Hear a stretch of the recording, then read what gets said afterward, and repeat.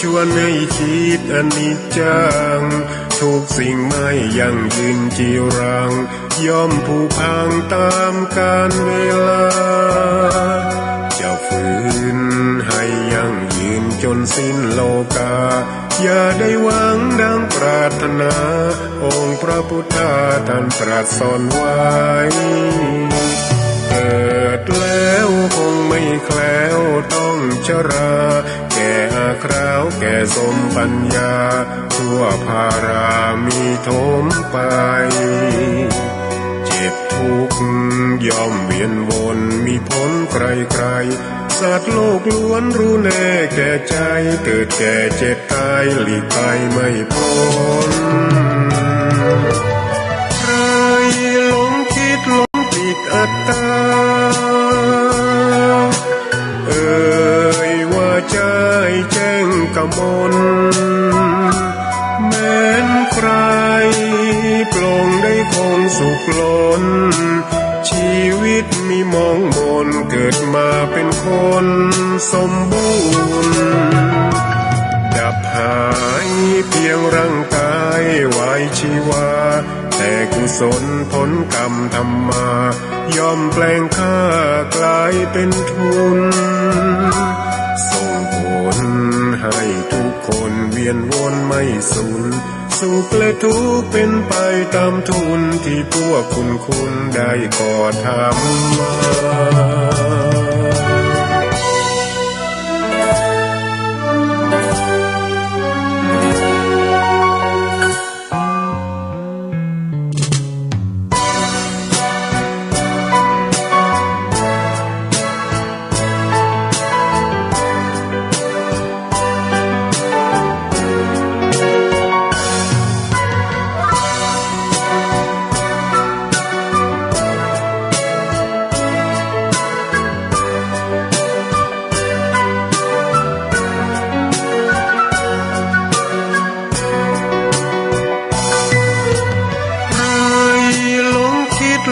ผิดอัตตาว่าใจแจ้งกมลแม้นใครปลงได้คงสุขล้นชีวิตมีมองมนเกิดมาเป็นคนสมบูรณ์ดับหายเพียงร่างกายไว้ชีวาแต่กุศลผลกรรมทำมาย่อมแปลงค่ากลายเป็นทุนส่งผลให้ทุกคนเวียนวนไม่สูญสุขและทุกข์เป็นไปตามทุนที่พวกคุณได้ก่อทำมา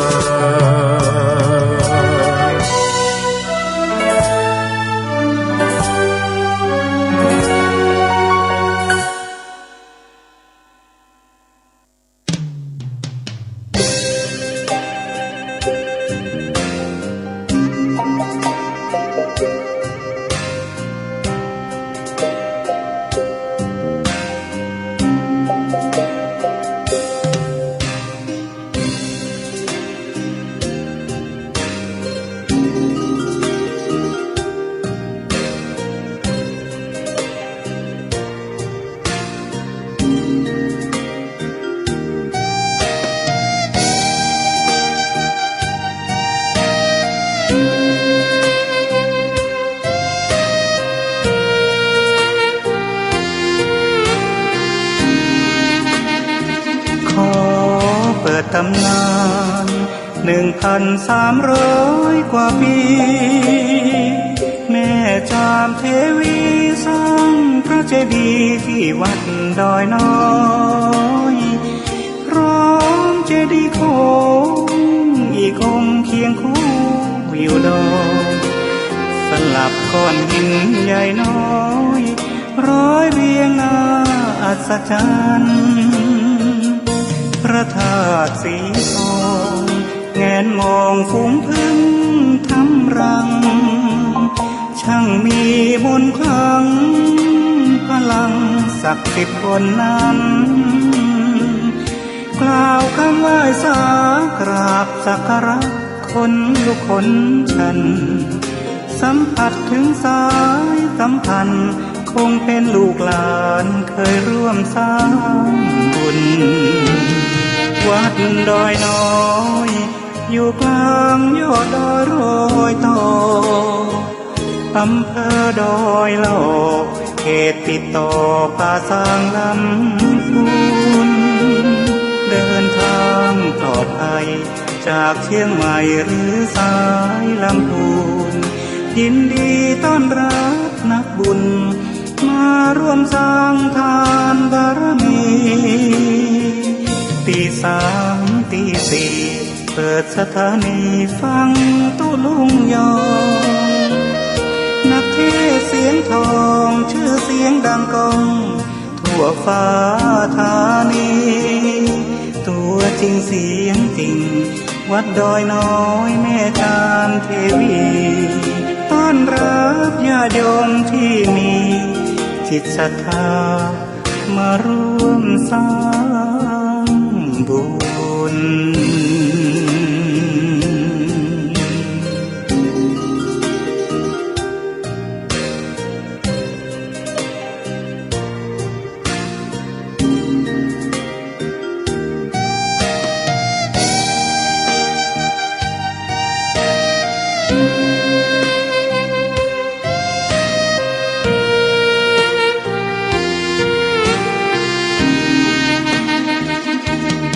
วัดดอยน้อยอยู่กลางยอดดอยโรยต่ออำเภอดอยหลอกเขตติดต่อป่าสางลำพูนเดินทางปลอดภัยจากเชียงใหม่หรือสายลำพูนยินดีต้อนรับนักบุญมาร่วมสร้างทานบารมีตีสามตีสี่เปิดสถานีฟังตุลุงยองนักเทศเสียงทองชื่อเสียงดังก้องทั่วฟ้าธานีตัวจริงเสียงจริงวัดดอยน้อยแม่จามเทวีต้อนรับญาติโยมที่มีจิตศรัทธา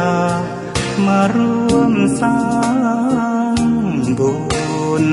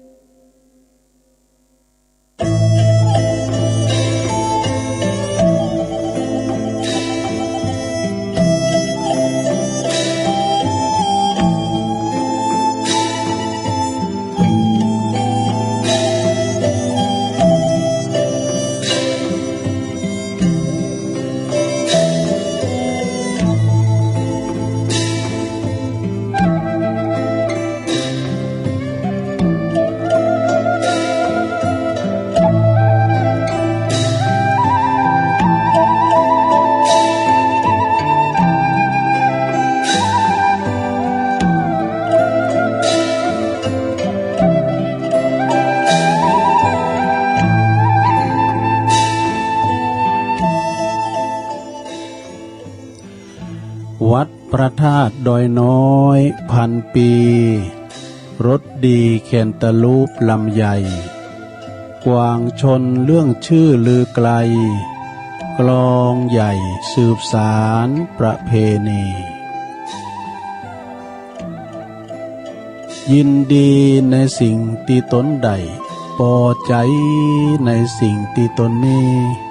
เต้าอีชีวิตเฮาก็มีความสุขแล้วตื่นเจ้าขึ้นมาก็ยิ้มแย้มแจ่มใสทุกโศกโรคภัยหายไปหมดสิ่งขอความนอบน้อมแด่พระรัตนตรัยอันมีพระพุทธพระธรรมพระสงฆ์เป็นสรณะตีปึงกราบแนบไต่ไหวสาถวายความเคารพมายังครูบาอาจารย์พระมหาเถรานุเถระ ท่านเจ้าคณะพระสังฆาธิการพระภิกษุสามเณรเจ้าจูโตนจูองค์ทุกวัดวาอารามพร้อมตึงสำนักสงฆ์ด้วยขอความเจริญในธรรมเจริญปอนมายังบรรดาปอออกไม่ออกศรัทธานักศีลนักบุญสาธุชนคนดีทั้งหลายเน้อ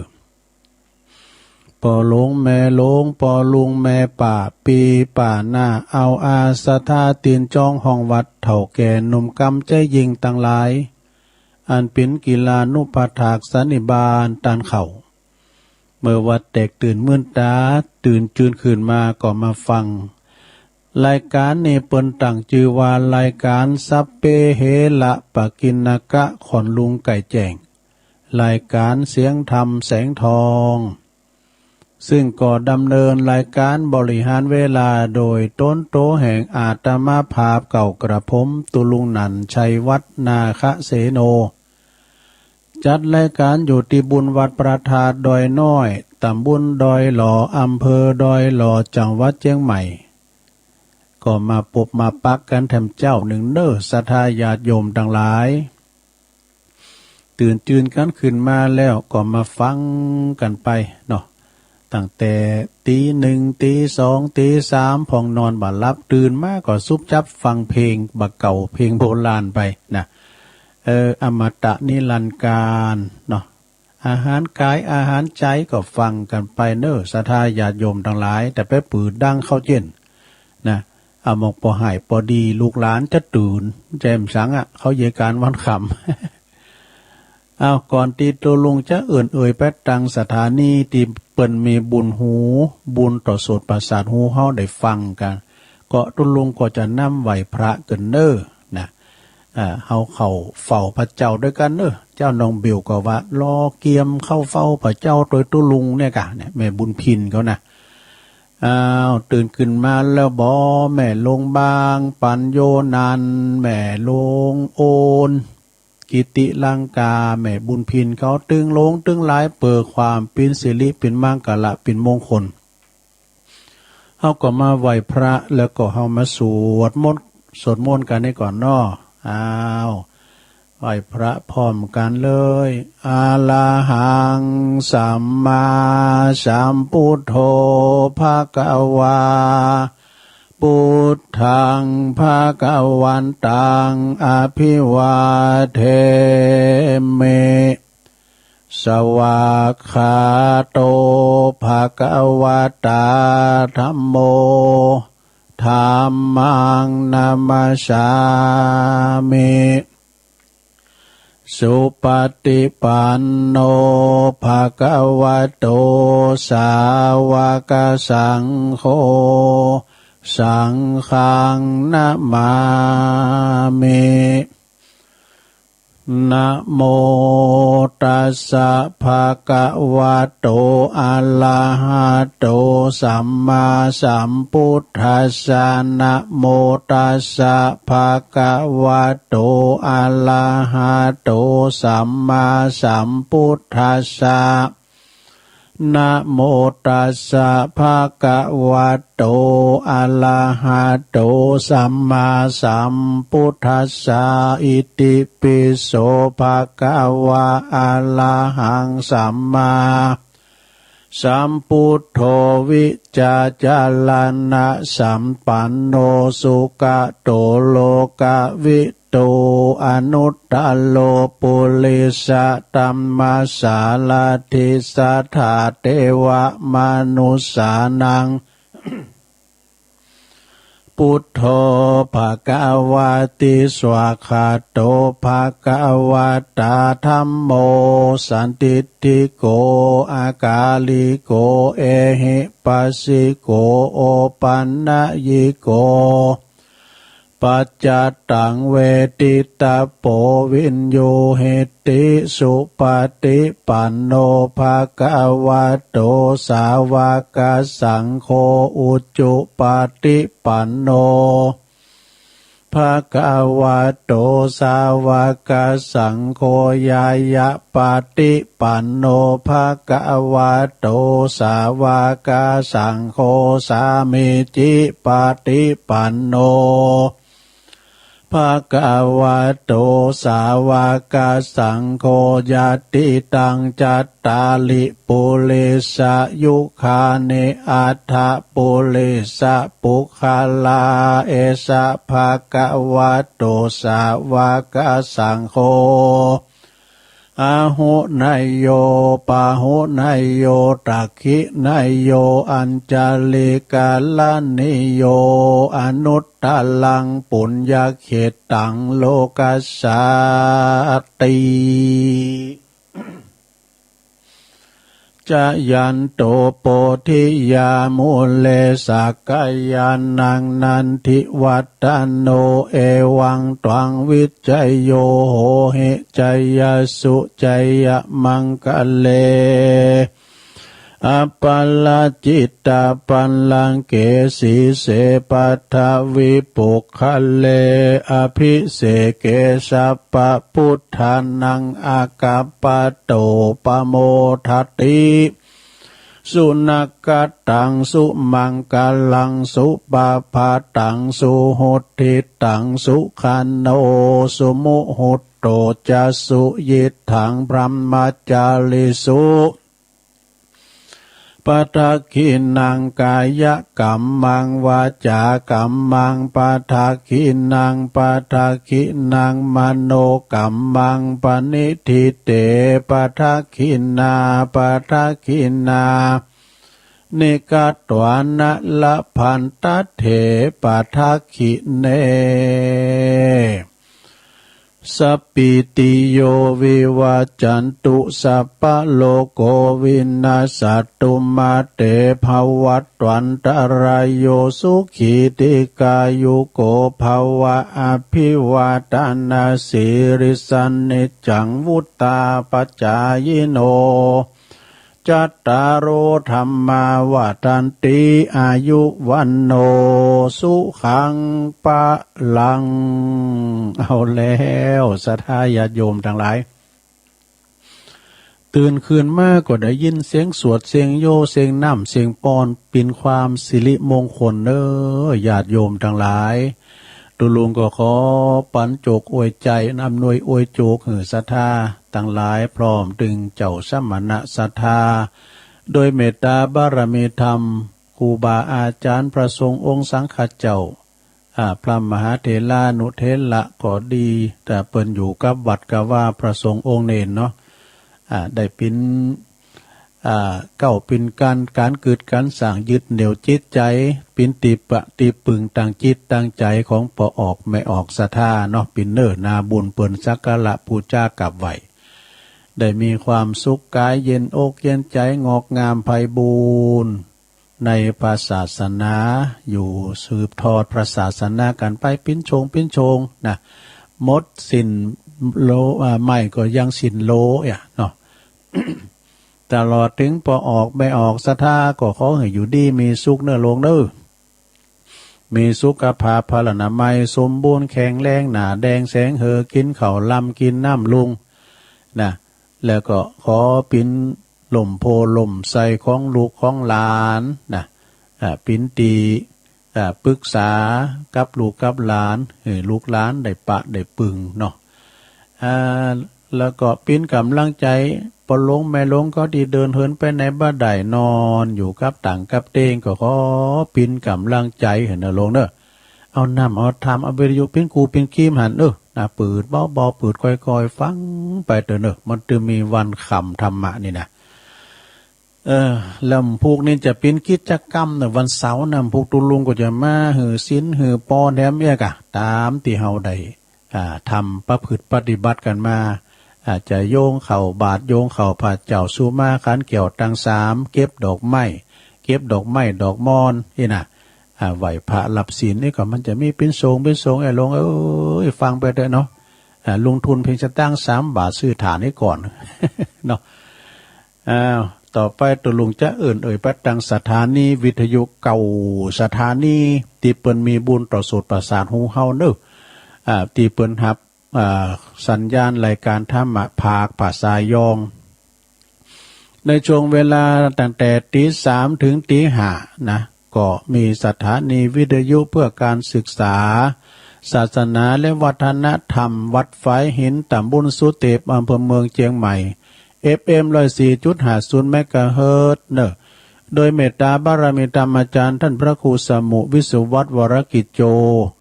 ท่านผอ.หอเปิ้นขางเพ่งเขาเจ้าโอ้ยแม่เขาโทรกันมาฟังโมนดีหรอสถานีวิทยุคณะสงฆ์อำเภอฝางตั้งอยู่ที่วัดพระบาทอุดมนำบ่อเศร้าวาสำนักวิปัสสนา FM 100.25 เมกะเฮิรตซ์โดยเมตตาบารมีธรรมในพระเดชพระคุณหลวงปู่พระครูสุจิตานุรักษ์หลวงพ่อใหญ่เขาเจ้าคณะอำเภอฝางกราบขอบคุณในเมตตาธรรมอาจารย์เจริญโชติธรรมโมตุปิเลินเขาเนอะเจ้าอาวาสวัดสันโค้งอำเภอแม่อายแล้วขอบอกขอบใจตุปีอมรเทพอุปสันโตอุดเถินตุปีโจเนอะเลี่ยงสัญญาณไปละพี่น้อง3อำเภอฟังกันอย่างสบายฟังโมนอกโมนใจก็ฟังกันไปเนอะฝางแม่อายชัยประการครอบคลุมโมดฟังพระบาทอุดมเนอะสถานีวิทยุแดนดินถิ่นล้านนาต่างอยู่ที่บ้านโฮงโงตำบลนำบ่อโลงอำเภอสันป่าตองเนอะ FM 103.50 เมกะเฮิรตซ์โดยปีอ้ายใต้โหเฮารุจิสมบัติเงาคำลิงสัญญาณคืนนี้ก็ไปไกลเพราะหลายดอยพุ่นเนอะสถานีวิทยุธรรมะคลื่นธรรมะของชุมชนวัดห้วยตองซักตำบลขวงเป้าอำเภอจอมตองเนอะ FM 98.75 เมกะเฮิรตซ์โดยเมตตาบารมีธรรมอาจารย์พระครูวาปีวรมานิชพระอาจารย์ชวลิตชัยวังโสอันนี้เปิ่นก็ลิงสัญญาณโซนไต่ฟังดูเสียงชัดเจนเนี่ยแม่เพนขาวเตี้ยเปิ่นโทรมารายงานโอ้เพลงม่วนดีตุลุงฟังเด้งเสียงชัดดีเนอะเนี่ยสถานีวิทยุมนเสียงธรรมตั้งอยู่ที่วัดบุพารามตำบลช่างเครื่องอำเภอแม่แจ่มเด้อก็ FM 106.25 เมกะเฮิรตซ์โดยเมตตาบารมีธรรมหลวงพ่อใหญ่เฮาพระครูมงคลวิสิทธิ์หลวงพ่อเจ้าคณะอำเภอแม่แจ่มแล้วขอบคุณท่านปลัดอุทัยทั้ง2อุทัยด้วยเด้อเปิ้นลิงสัญญาณพี่น้องแม่แจ่มก็โทรมาพร้อมกับแม่คันแก้วทั้ง3สถานีวิทยุเน็กเนียวเรดิโอ FM 96.75 เมกะเฮิรตซ์ตั้งอยู่ที่บ้านโจงตำบลทุ่งกวาวห้างหุ้นส่วนจำกัดอนุสรณ์เรดิโออำเภอเมืองปานจังหวัดลำปางเด้อสถานีวิทยุคลื่นวิทยุชุมชนคนเหนือเขื่อนตั้งอยู่ที่บ้านดงดำอำเภอฮอดจังหวัดเชียงใหม่ FM 90.75 เมกะเฮิรตซ์เนอะสถานีวิทยุเพื่อการศึกษาและพัฒนาอาชีพเรดิโอเน็ตเวิร์ก FM 103.00 เมกะเฮิรตซ์อำเภอเมืองจังหวัดลำปางโดยคุณอนุพงษ์ตาจีนะเนอะสถานีสุดท้ายสถานีที่9สถานีวิทยุเรดิโอเน็ตเวิร์ก FM 99.50 เมกะเฮิรตซ์วิทยาลัยเทคโนโลยีเพื่อการจัดการกฟผแม่เมาะลำปางตึงเก่าสถานีนี่นะเปิ้นมีบุญหูต่อเฮาตันต่างหลายและพร้อมกับนั้นเปิ้นฟังทางระบบออนไลน์อินเทอร์เน็ตแถมระบบมือถือโดยที่ว่าง้อวิทยุนะเปิ้นก็ฟังทางมือถือก็ได้อย่าแม่จันป่างิ้วคนไหนเปิ้นฟังทางมือถือนะทันสมัยเน้อตุลุงย้ำจางเลยฉะนั้นก็ต้องขอบคุณเน้อสถานีต่างหลายตลอดถึงพระเจ้าหน้าที่ที่เปิ้น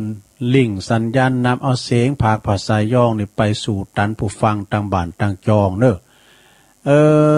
ก็ขอบคุณเน้อพี่น้องต่างไปในก็ดีไปนอกก็ดีเปิ้นฟังกันหนักกันหลายขอบคุณในเมตตาบารมีธรรมในพระเดชพระคุณหลวงพ่อพระครู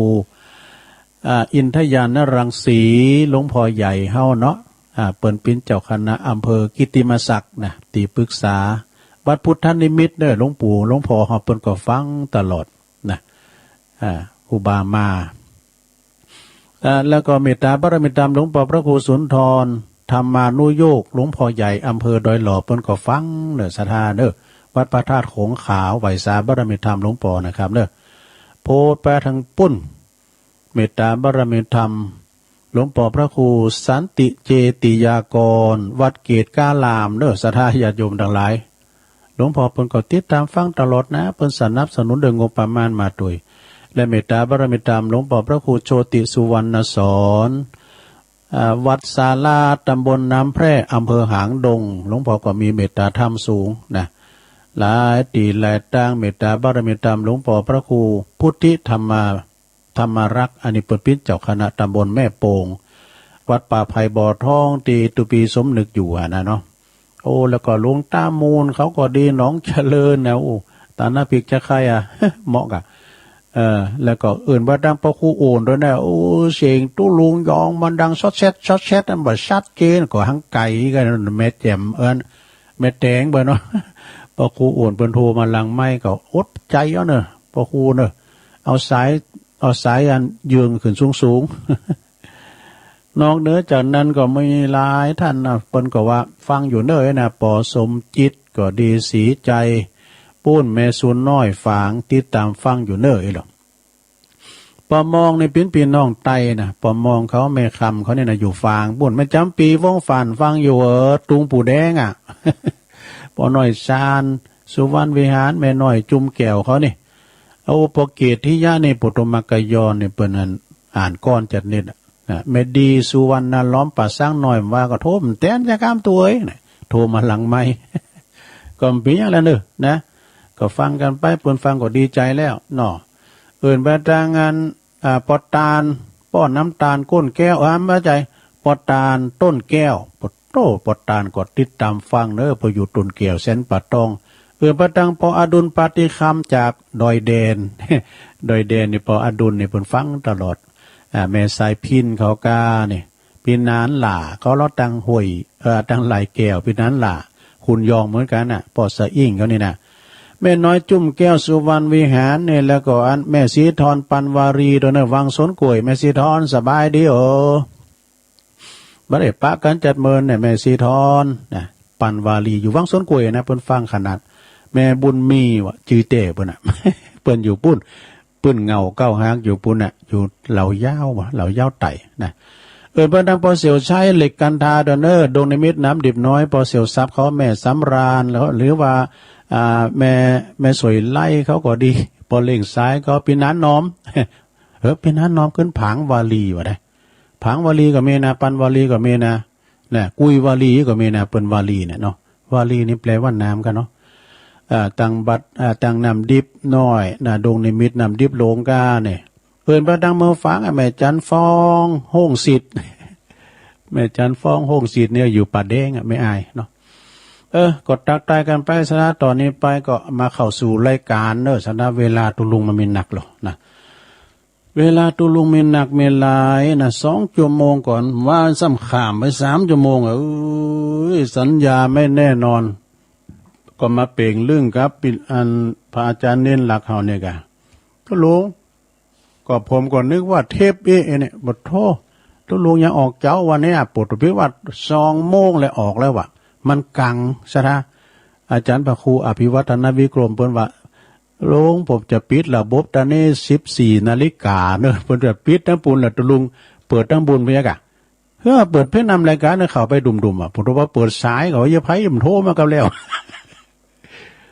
พระอาจารย์เน้นหลักโทรมาตุลุงผมก็นึกว่าเทปแบบว่าตุลุงออกเจ้าได้วันนี้น่ะเจ้ายังก็กำลัง2 โมงนี่นั่นคุณเฒ่าจ้ะพิญญาได้ก็ได้จะลืมนิทานว่าเราจะดีในปุตโตมาซึกก็เดี๋ยวจะโทนความจำเดี๋ยวจะเอาเราซ้ำอันที่เพิ่นฟังแล้วก็ฟังซ้ำนะดีกับพี่น้องโซนใต้จะได้ฟัง2 ตื่อวันนี้ก็ได้รายการหรือว่าอันชั่วโมงที่2ก็จะเทศน์นำเทศน์ธรรมเริ่มวาตุปีประดิษฐ์เนาะวัดย่าปายซึ่งเป็นลูกศิษย์ของครูบาคำตันเปิ้นโทรมาหาตุลุงนี่ตุลุงแม่คำมูลนวลตาเนี่ยพร้อมครอบครัวลูกหลานเนี่ยบ้านย่าปายบ้านศรัทธาผมเนี่ยนะตำบลโบกค้างอำเภอสันกำแพงเปิ้นจะเป็นเจ้าภาพการเทศน์โดยนะโอ้ขอบคุณนะแม่นวลแม่คำมูลฟังอยู่หาก็เกมน้ำหยาดไว้ดู แล้วก็แม่เพนขาวเตี้ยก็โทรมาแถมเปิดก็จะปิ้นจะภาพรวมกันนี่นะแม่เพนขาวเตี้ยก็ตานไปหาปออุ่ยหน่อยปันแม่อุ่ยหน่อยแม่อุ่ยหน่อยวะแม่อุ่ยเงินจินาอิตัวนี่นะ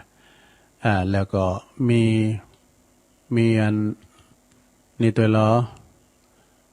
ตามในอันนี้เหรอในสอนชัยนะชัยกาวินตานไปหาปอเป็นตัวเอกอะเนี่ยฉะนั้นก็ฟังกันไปเนอศรัทธาญาติโยมทั้งหลายก่อนอื่นนั้นก็จัดเรานิทานก็เนอลงเนอไปว่าตุลงเราเหือน้อยฟังนะ ฟังนิทานก่อนลืมอันว่านะลงเนอเอาจะลืมอันว่านั่นนะก็ลองฟังพอนะนิทานเรื่องม้าศึกนะพิจารณาเอาอันนี้มาไว้ก่อนชนะญาติโยมเนาะเมื่อมาใหม่ๆเอาอันนิทานมาไว้หน่อยบ่ ใจไม่หลงเขาเป็นละอ่อนนะก็ฟังไปนะมันเป็นแนวทางมันก็โดสักเตอตุลงก็เอามาเป็นแนวทางแล้วเดินนิทานมันก็มันจะยาวก็เอามาแหมเอาอย่างนั้นมันก็เป็นกำอู่กำจ้าเนี่ยเป็นกำปุกเล่าให้เราทำความดีกันเนี่ยนะนิทานเรื่องนี้ให้ชื่อเรื่องว่าม้าศึกกับลาต่างลากับม้าในบรรตระกูลเดียวกันเนอะแต่ม้าเนี่ยมันจะตัวใหญ่ตัวสูงหรือลาเนี่ยมันม้าแขะที่เปิ้นเอามาแห่ลูกแก้วนี่ก็เป็นลานะคะเนาะแต่ลานี่ทำงานนะเปิ้นเอามาต่างเม่งก้าเนี่ยไปต่างโคต่างยังใส่ลังมันมีอ่านเนาะใส่ลังลาหันกับไปลานี่แข็งแรงเนี่ยมันแขะเหมือนม้าแขะก็ไปหันก็ไปดีกัดอกได้ไหมลงเปิ้นแห่ลูกแก้วนะ ตุลุงจังไปพอตั้งที่วัดพระบาทตักผ้าเปิ้นปล่อยสางล่องเนี่ยเอาลูกแก้วไปขี่แล้วก็เปิ้นเห็นมันติ่นไปตามจากว่าของแตกเขาทาเด้อมันน่าจะฝึกมาดีนะอันมึงลาเนี่ยนะจะเล่านิทานเนี่ยฟังมีม้าซึกตัวหนึ่งเนอะม้านี่ก็คือเป็นม้าซึกเป็นม้านักรบนะเป็นม้านักรบคือหมายความว่าไปหบหลบจับซึกเปิ้นก็ตกแต่งประดับประดาเคืองสงครามอย่างติ๋มหยดนะดูงามสง่าราศีน่ะเก่งขามแต่นะก็แต่กับสนาญาโยมคุ้นเฮาเนี่ยธรรมดาเนี่ยหรอเรามาพอหรอการว่าแต่งตัวมอซอยก็ว่าเป็นคุ้นธรรมดาแล้วก็แต่งชุดหรอแต่งชุดเป็นทหารก็ตำรวจก็ปดโทมันมีศักดิ์ศรีดำจัดหนักนะศักดิ์ศรีดำจัดหนักนะใส่ชุดใส่เนคไทก็ลุยวีภูมิเหลื่อมมาไปนะเนาะเป็นอันนี้พอเหรอท่านพอยกมือไหวนี่กหารตำรวจมาเนี่ยมันศักดิ์ศรีมันนั่นเสื้อเครื่องนุ่งเปิ้นน่ะซะนะเปิ้นว่าสุดของเปิ้นนะประดับประดาเครื่องสงครามเหมือนกับม้าด้วยเนี่ยดูสง่าราศีหน้าเก่งขามยิงหนักเนี่ยมีอยู่หันวันหนึ่งเนอะไอ้ม้าต้นนี้นะมันก็เดินไปตามถนนฟังเสียงกีบเท้ามันกระทบกับปื้นผนังดังกล่องในปุโตดังไปทั่วบริเวณสร้างความน่าเก่งขามเหมือนกับผู้ที่ปะได้หันอย่างเป็นที่สุดนะมันหกมันดังนะกระลอบไอ้นะเนาะเมื่อมันเดินมาถึงบันนานมันก็ไปปบใส่เจ้าลาเนาะ เจ้าลาเนี่ยมันแบกมันนั้นทางบุญหลังเนี่ยมันมีสัมภาระติ๋มนักอึ้งเลยนะซึ่งก็มันบรรทุกสัมภาระมานักอึ้งบุญหลังนะมันจึงตะโกนออกไปนะเจ้ามาซึกตัวนี้นะเจ้าจงออกไปจากคุณตั้งของข้านี้บัดเดี๋ยวนี้นะเจ้าจงออกจากเสียนตั้งที่ข้าจะเตี้ยวไปเดี๋ยวนี้มิฉะนั้นเจ้าจะโดนตีบินแน่แท้เจ้ามาซึกนี่นะอื่นไปหรออื่นก็คือตะโกนไปนะโอ้เจ้าล่าได้ฟังว่าจะอันโอหังนะของมาซึกเช่นนั้นก็บ่อยากจะต่อลอดต่อเทียงกับเปิ้นเนาะเปิ้นมียศถาบรรดาศักดิ์เฮามันต่ำต้อยจึงรีบลบมาอยู่ทั้งข้างต่างอย่างเจียมเนื้อเจียมตัว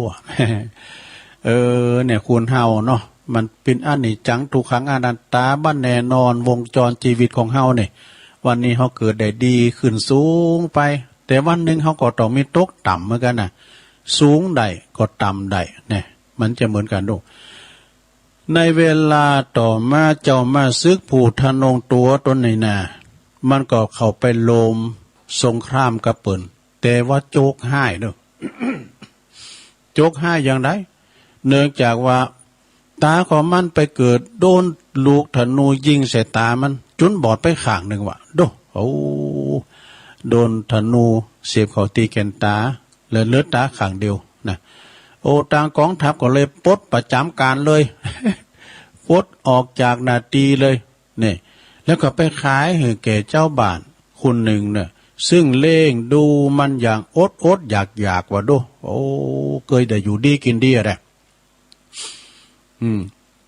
เคยได้อยู่ดีกินดีเนี่ยแล้วก็มาอดอยากร่างกายของมันก็ผายผอมสูผอมไป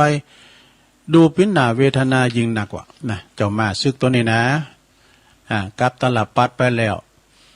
วก็มีอยู่หันวันหนึ่งเจ้าลาตัวเนี่ยนะมีอยู่หันวันหนึ่งเจ้าลาต่างต้นนี้ก็ไปปะใส่เจ้ามาซึกโดยบังเอิญแล้วก็เจ้ามาซึกตกอยากโดยบังเอิญนะมันก็เลยเอ่ยปากอู่กับเจ้ามาซึกว่าสวัสดีเปิ่นผู้หญิงยโสของข้าเหตุฉันไหนยายเล่าเจ้าถึงมาตกอับอย่างนี้เล่าเนี่ยแต่ข้าก็ถึงขาดการไว้ลวงหน้าแล้วว่าสักวันหนึ่งสักวันหนึ่งเจ้าก็จะต้องตกต่ำลงเพราะว่าบ่มีไผจะยืนยงคงกับพันอยู่ตลอดกาลใดดอกเอ้ยเปิ้นเอ้ยเนี่ยเพราะว่ามันมีขึ้นแล้วก็ต้องมีลงนะมันเป็นอนิจจังคุณเฮาเหมือนเฮาถึงวันนี้กะซะนะมันจะหนุ่มตลอดมันก็แก่เฒ่ามาเกิดมีกำลังวังซาหนักหลายเนาะขึ้นดอยปิ้นมอนสมัยแต่ก่อนเนาะครบโมงในควักคุยย่ะเดือนนี้กีบนี่ก็กินผ้าไดซะท่ามันเคียดเขียวเพิ่นว่าเนาะขึ้นหวยโรยดอยปูโตดอยไหนมันได้ขึ้นไปหมดหาบหนอกตัดไม้ตัดตอกะน่ะเหตุการณ์อย่างฟ้าผ่าลมก่อนนะเนาะแล้วเดี๋ยวนี้รออ่อนแห้งกำลังเขาก็ทดถอยไปแล้วก็ภูมิต้านทานเฮานี่นะมันอ่อนไปมันก่อนนี่เพิ่นว่าปดต้มก่อนนี่ป้อนะเหล้ามาขวดเอามาล่อลอยดอกนะไอ้นี่เอามาล่อแล้วมาขวดเนี่ยเมานะไอ้นี่ตาเลยอันนี้บ่เดียวเนี่ยบทสองตองเนี่ยบทเมาหัววนๆภูมิต้านทานเฮามันกำลังเฮาเลือดลุมเฮามันอ่อนไปดูซะท่าเนาะนะเอาเรื่องมาซึกนี่ก็จบลงไปเนาะจบลงไปละครนิทานเรื่องนี้เปิ้นสอนให้ฮู้ว่าย่าเมื่อเฮามีอำนาจนะอย่าได้ยิงพยองพ้องขุนอย่าได้ทะนงโตพินอันขาดเพราะว่าเมื่อใดเฮาหมดอำนาจลงไปก็จะบ่มีภัยเขาจะมาเมตตาสงสารเด้อจะมีแต่ผู้คนที่มาสาบแช่งซ้ำเติมให้เจ็บซ้ำน้ำใจยิ่งขึ้นจบสถานี่นะเมื่อได้ดิบได้ดีปิ้นใหญ่ปิ้นโตอย่างเปิ้นเนี่ยอย่างเปิ้นก่อนเนาะโอ้สมัยมันก่อนเฮาเรื่องอำนาจเนาะไอ้น่ะได้ปิ้นอันนั้นปิ้นอันนี้โอ้คนไหนก็เข้ามาโหขึ้นได้ป้อมมีหวังแห่งได้หือมาเส้นอันนั้นเส้นอันนี้ไปแป้งน้ำตาหุ่นตั้งกะไอ้น่ะเฮามียศมีอำนาจเส้นแกกเดียวไอ้น่ะเนาะนะลองกะมียศเสริมยศมีลาภเสริมลาภเวลาเฮาปดกะเซียนไปโอ้รถที่เคยติมคุ้มติมโพมมีแล้วอ้างว่างแล้วเดียวดายนี่สปอร์ตไลท์จะส่องกัดที่เฮาเนาะเนาะอันนั้นเนี่ยจะไปประมาทเด้อซะนะเฮาก่อนมาจะไปยิงพยองพ้องขุนนะอย่าเมื่อมีอำนาจวาสนานะก็คือเมตตาพานีไปนั่นน่ะศรัทธาญาติโยมทั้งหลายการเฮาป่ายศบ่าอำนาจลองกะคนเฮาเนี่ยมันจะว่าจะอยู่ตลอดรอดฟังบางมันก็ต้องมีวันหนึ่งที่เฮาจะต้องลุงจากตำแหน่งคนที่จะมาแทนเฮานั้นอาจจะดีกว่าเฮาบริหารนั้นก็ว่าได้เนาะคนรุ่นใหม่นะเอาละตอนนี้ว่าอันนี้ทำกรรมนี่ก็เนื้อศรัทธาเวลาตึงมีเปเลอะเนาะปุ่นเนาะชั่วโมงที่2ว่าจะว่าทำเฮาก็อันจะเอาขอคิดเนอะเอาเรื่องเวลาก่อนเนาะเฮาอยู่มาตึงมื้อตึงวันเนี่ยลงเวลามันเท่ากันหมดมันมีลำเองเวลาคุณตุกก็เท่าเดียวกันเวลาคุณรวยก็เท่าเดียวกันเนี่ยมันจะว่าเวลาคุณตุกก็มันยังมีนักล่ำเหลือไอ้ได้รับจ้างอ่างบายจัดหลายเวลาคุณรวยกำเดียวก็ถึงไอ้น่ะมันใจมันเท่ากันหมดนะเวลาเป็นสิ่งเดียวในโลกที่ทุกคนได้รับเสมอกันบ่มีไผได้เปรียบบ่มีไผเสียเปรียบกันเลยเนี่ย แม่แต่คนเดียวมันเตาเดียวกันมดเตงก็เตงเหมือนกันมดนะแต่ไผจะใจเวลาแต่ละวินาทีแต่ละนาทีอย่างมีคุณค่านี่อย่างคุ้มค่ากว่ากันนี่แหละเป็นเรื่องที่น่าคิดนะสะดาบางคุณนะบางคุณเนี่ยเปิ้นลุกมาเมื่อเจ้าแตกตื่นมื้นตาเปิดผ้าออกโหล้างหน้าล้างตาไปเยการแล้วดอกไปเยการนี่หอมหนึ่งออกมาย้ำลูกเด้อลูก เปิ้นไปมาแล้วเปิ้นพอได้มาหอมแล้วมันได้ลูกเด้อเนี่ยคุณเฮามันรวยมันเท่ากันก็เพราะว่ามันคักมันเท่ากันนะเนาะมันคักมันหมันเท่ากันนะลงนะเนาะแล้วก็เฮาก็ต้องพอคุณเฮาตั้งหลายด้วยว่าเปิ้นของเฮาตึงโลกเนี่ยนะพระพุทธเจ้าบนได้ตรัสสอนไว้ว่าสัมภสัตตึงโลกตึงมนโล่นแต่ปิ้นเปินลมตุกเกิดแก่เจ็บตายได้เวลาเดียวกันหมดนะเฮามีเวลาต่อกันหมดแล้วก็มีเวลาที่ว่ามีอนาคตคือมีเกิดขึ้นมาแก่ขึ้นมาเจ็บขึ้นมาแล้วก็เฮาก็ต้องตายเนี่ยอันนี้เป็นเทวตูตนะสดาญาติโยมทั้งหลายเทวตูตต่างหากเนี่ยเกิดแก่เจ็บตายของเฮาเนี่ยเฮาจึงควรคิดในทางสิ่งที่ดีงามเด้อแก่เปิ้นลมโลกเดียวกันนะเปิ้นว่าคุณเฮามาปะใส่กันเนี่ยเหมือนกับเฮาขึ้นรถไฟครูบาดอยก็ตุลุงดอยเปิ้นว่านะขึ้นรถไฟขึ้นเหมือนกันหมดนะที่บนรถไฟมีสัพปะเด้อมีหยังมีแผ่วแอมีสัมภาระหยังกูสิ่งกูอย่างนะพินของในอันรถหันโมดนะรถไฟขบวนนะต่างคุ้นต่างขึ้นที่หันชานชันลาหันขึ้นหันแล้วพระจะลุงที่ไหนลุงไปนะอาจจะจอดปลายนาเนอจอดลุงไปกระโต๊ะเก่าเนี่ยยังยินยังก็ไม่ได้เอาไปคือว่าลุงสถานีไหนก็ไม่ได้ยังไปสักอย่างเหมือนกับเขาเกิดมาแล้วเฮาลุ่มหายตายจากก็อ้อมยังไปตัวมันได้ซักอย่างเขาของเงินคำสัมปติเกี่ยวแวนเงินทองนะเอาก็เอาไปตัวมันได้สิ่งที่เอาไปตัวแดกก็คือบาปกับบุญขาวกับดำไม่หนีบทหนึ่งเด้อเปิ้นว่า เฮามาคุณเดียวก็ไปคุณเดียวโลกทั้งสากลมดทั้งสากลละโลกคุณต่างหลายเป็นคุณเดียวทางนั้นนะบ่มีกูสองเลยแต่ไปเนี่ยนะจะหันว่าลูกสักคุณลูกสักคนหนึ่งก็บ่มีสามีสักคนหนึ่งก็บ่มีภรรยาสักคนหนึ่งก็บ่มีต่างคนต่างมาแต่ก็ต่างคนต่างไปต่างคนต่างตายต่างคนต่างเกิดว่าหันดูสดาญาโยมทั้งหลายเนาะเอามันต่างคนต่างมาต่างคนต่างไปกันนะเกิดแก่เจ็บตายนี่ก็เป็นธรรมดาแล้วก็ศรัทธาญาโยมทั้งหลายเมื่อว่าเฮาแน่นอนอย่างนี้ก็สร้างคุณงามความดีไว้นะพระพุทธเจ้าบนสอนว่าเฮานี่มันปิ้นปืนกันหมดรวมเกิดแก่เจ็บตายเหมือนกันหมดอยู่กันเฮาก็อยู่กันหักกันแป้งกันโดยความหักนะโดยความหักอย่างไรอยู่กันโดยความหักอยู่กันโดยความเมตตาอยู่กันโดยความปรารถนาดีต่อกันและกันกับเปิ้นมนุษย์ต่างหลายทุกวันเวลาด้วยแน่ก็คือว่าใจเขาใจเฮาเนาะเขาเกิดมาเนี่ยเปิดคุณงามความดีคุณงามความดีงามเนาะเพราะใจว่าเขาเกิดมาเปิดการทำลายกันเขาเกิดมาเปิดความดีความงามเมื่อเขาบ่ได้เกิดมาเปิดเขาไม่ใช่ว่าเกิดมาเปิดทำลายกัน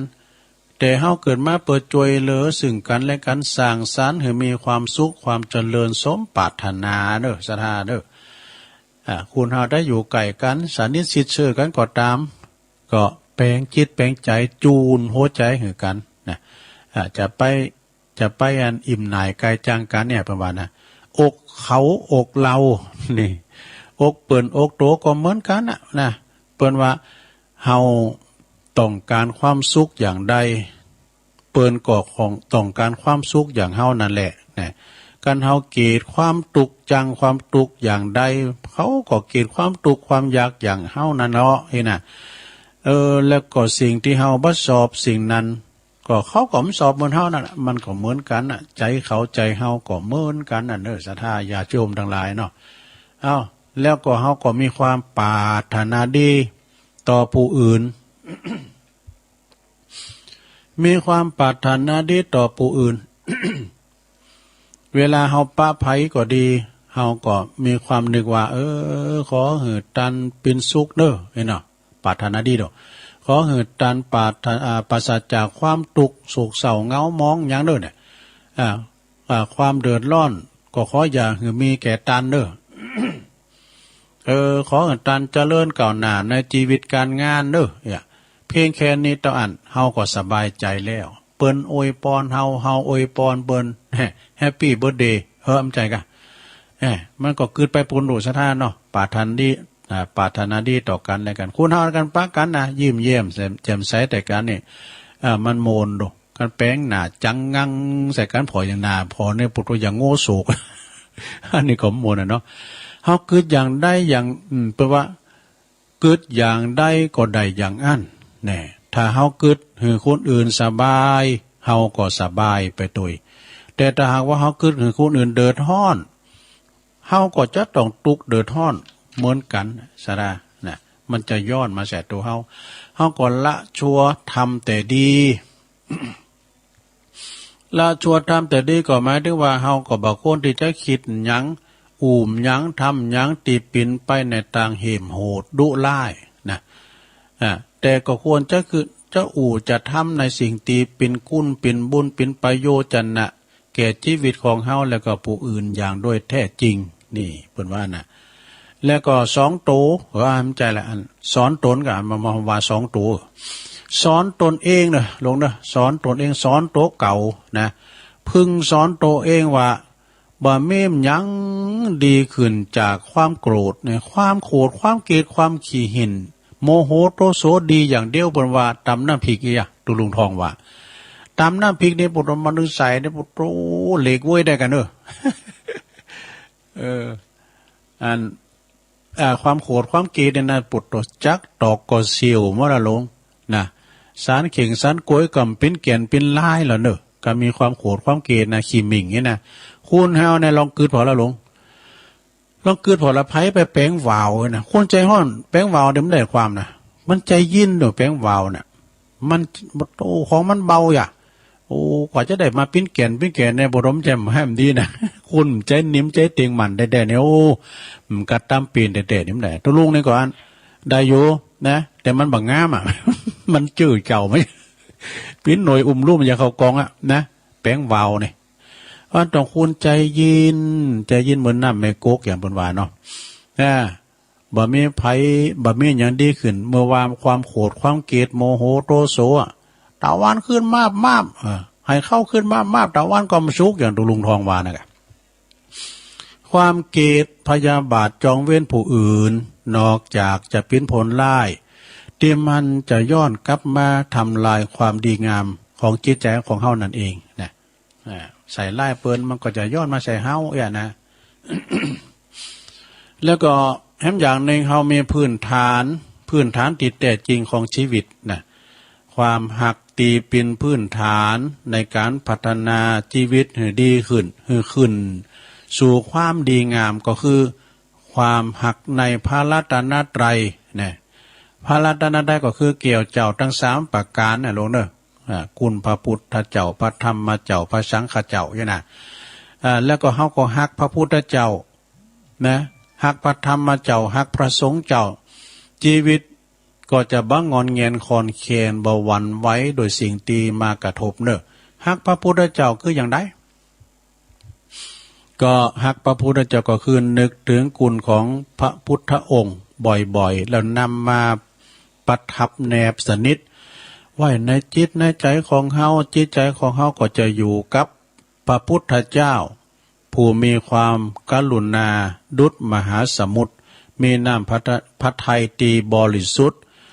แล้วก็มีปัญญาหู้แจ้งในอริยสัจธรรม4ประการเด้อศรัทธาอันนี้หักในพระพุทธเจ้าแล้วหักในพระรัตนตรัยหักในพระธรรมพิจารณาหักในพระธรรมหักในพระธรรมนั่นก็คือมันศึกษาหำเฮนนำธรรมคำสอนเอาธรรมะนี่นะมันศึกษาพระธรรมเอาธรรมะมา เป็นดุดกระจกดุดกระจกสองเงานะคอยตรวจตาความผิดพลาดในหลักธรรมมาปรับปรุงตนเองเสมอเนาะธรรมะคือปัจถีบนะสนาญาโยมคนเฮาในการเฮาอยู่กันเนี่ยมิตรธรรมะในอยู่กันได้เด้ออยู่กันเนี่ยมันได้แต่กันเฮามิตรนำธรรมมิตรธรรมะอยู่ด้วยกันดื่มได้เพื่อว่าธรรมะเสมอกันศีลเสมอกันปัญญาเสมอกันศรัทธาก็เสมอกันอยู่กันได้นะลงเด้อการว่าโผไปตังหนึ่งเมประเดนมันก็ไปกันหลอดนะธรรมะคือแสงปฏิปฏิก็คือเตนไฟส่องแสงสว่างส่องหุนตั้งมักกาในการใจธรรมะเป็นหลักปฏิบัติในชีวิตประจำวันก็เหมือนเฮานะมีดวงประทีปสองทางนี่เฮาหันหุนตั้งเตียวบัพพิษบัพผาดเดินไปอย่างเรียบร้อยก้าวหน้าปิ้นไปโดยดีชีวิตเฮาก็จะบัดตกต่ำนะสาธุญาโยมทั้งหลายชีวิตเฮาก็บัดตกต่ำนะก็ธรรมะมันเป็นเกาะกว่าป้องกันภัยนะคุณเฮาในถ้ามีธรรมมาในป้องกันภัยนะดังบาลีเปิ้นกล่าวรับรองไว้ว่าธัมโมหาเวรคติธรรมจาริงนะธรรมยอมรักษาผู้ปฏิบัติธรรมผู้ประพฤติธรรมเด้อนะผู้ได้ปฏิบัติประพฤติธรรมธรรมยอมรักษาผู้นั้นคือได้อยู่รอดปลอดภัยเฮาก็จึงควรจะนึกถึงพระธรรมอยู่ไว้เสมอเนี่ยและเฮาก็ต้องฮักแต่โดยฮักแต่อย่างใดพระธรรมบอกว่าพระธรรมนะทำคำสั่งสอนเนี่ยธรรมะของพระพุทธเจ้าเพิ่นสอนว่าลูกเอ้ยการดื่มน้ำเมาก็ดีโหดีผมใจฟังมันจบกว่าน่ะ มันจะมีโทษการดื่มไม่นะแต่เมืองฟังแต่ไม่อายนางพอเล่งลงเขาเพราะว่าไอ้เวิง มันว่าเหมือนกันได้ไอ้เวิงก็เวิงได้นี่เนาะมันเมามาเนี่ยมันจะบ่รู้ลักโหดจนว่าเวิงมันมันตูโหเวิงวะน่ะมันก่อนเนี่ยมันตูโหฮีเนาะฮาว่าหอมก่อนในพิธีโมนะลงได้ฮาว่าหอมแอวป้อยลงก่อนฮาว่าขี่เหล่าตีกันนะโอ้โหการแห่กันมาก่อนบนจะมีเทคด้วยชาตึงมงมันเป็นอันฟ้อนลิบปดปงชาตึงมงมดกาดไตมดถงก็เดี๋ยวแล้วขี่เหล่าไห้กันแล้วปวดตัวยับกันนี่ปวดตัวลูกไผ่พอไผ่แม่มันยับกันเนี่ยคุณเถ่านะง้ำเงือกนี่กะคุณเถ่าตีกันนี่โมนน่ะอ้าวธรรมะบอกว่าการดื่มน้ำเมามีโทษแล้วก็ทำให้เสียทรัพย์เกิดโรคนี่ก่อการทะเลาะวิวาทหน้าชาบ่ฮู้จักอายบ่ฮู้จักละอายคนดีเขาจะดูหมิ่นสติปัญญาเสริมถอยวะนะเฮาฮู้อย่างนี้แล้วก็คงจะระงับยับยั้งชั่งใจงดเว้นมิฉะนั้นเฮาจะได้ชื่อว่าไม่รักพระธรรมอย่างแท้จริงแน่เพิ่นว่าอีนะสดาญาโยมเนาะก็แล้วแต่นะอมสารแล้วก่อนนะพระธรรมเตยบอกว่าโอ้กองหาได้อมสาก็มีเหมือนกันเนาะ แล้วก็ทำอย่างนึงเปิ้นสอนว่าอย่านอกคอกนะลูกเอ้ยนอกคอกก็คือจื้อพระธรรมเปิ้นบอกว่าลูกเอ้ยการพนันน่ะมันมีโทษนะลูกเอ้ยถ้าเธอชนะก็จะก่อเวรถ้าเธอแพ้ก็จะเสียดายทรัพย์แม่เพราะว่าทรัพย์ย่อมหมดไปเสี่ยงไปสิ้นไปไม่มีใครเชื่อฟังเธอนะลูกเอ้ยเนี่ยเปิดเขียนไว้นะเกียรติยศชื่อเสียงก็จะหมดไปฐานะก็ไม่ดีตั้งเนื้อตั้งตัวก็ไม่ได้เนี่ยไปยืมตังค์ใครก็ไม่ให้ เมื่อเรารู้อย่างนี้แล้วก็ขืนทำก็ได้ชื่อว่าลูกก็เป็นลูกนอกคอกนะลูกเอ้ยอันนี้เป็นนัน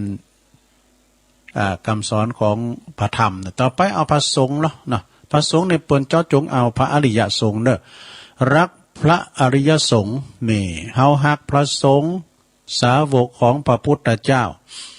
ท่านมีปกติปฏิบัติดีปฏิบัติตรงปฏิบัติเพื่อการออกจากทุกข์เนอะนะเอาพระอริยสงฆ์นะเอาพระอริยสงฆ์เป็นผู้นำชีวิตของเฮาจะเดินตามพระเฮาก็จะต้องเดินตาม เฮาบ่ได้เติมตามผีตามม่านนี่นะเพิ่นว่านะการโบสถ์นี่ศรัทธาญาติโยมคุ้มครองเด้อคุณเฮาเนี่ยเราพอเนาะโอ้ละอ่อนนี่พอนี่มันเป็นที่จูดีเอาเราเอามาโกนภูมิก้ามาคัดสีสวีวันมานุงผ้าเหลืองเนี่ยโอ้ยมันมีศักดิ์ศรีมันมีราศีมาแถมจัดนะคุณเฮาก็ตามแล้วนะพอแล้วคุณเตือนนะเปิ้นก่อนนี่เปิ้นโบสถ์มัน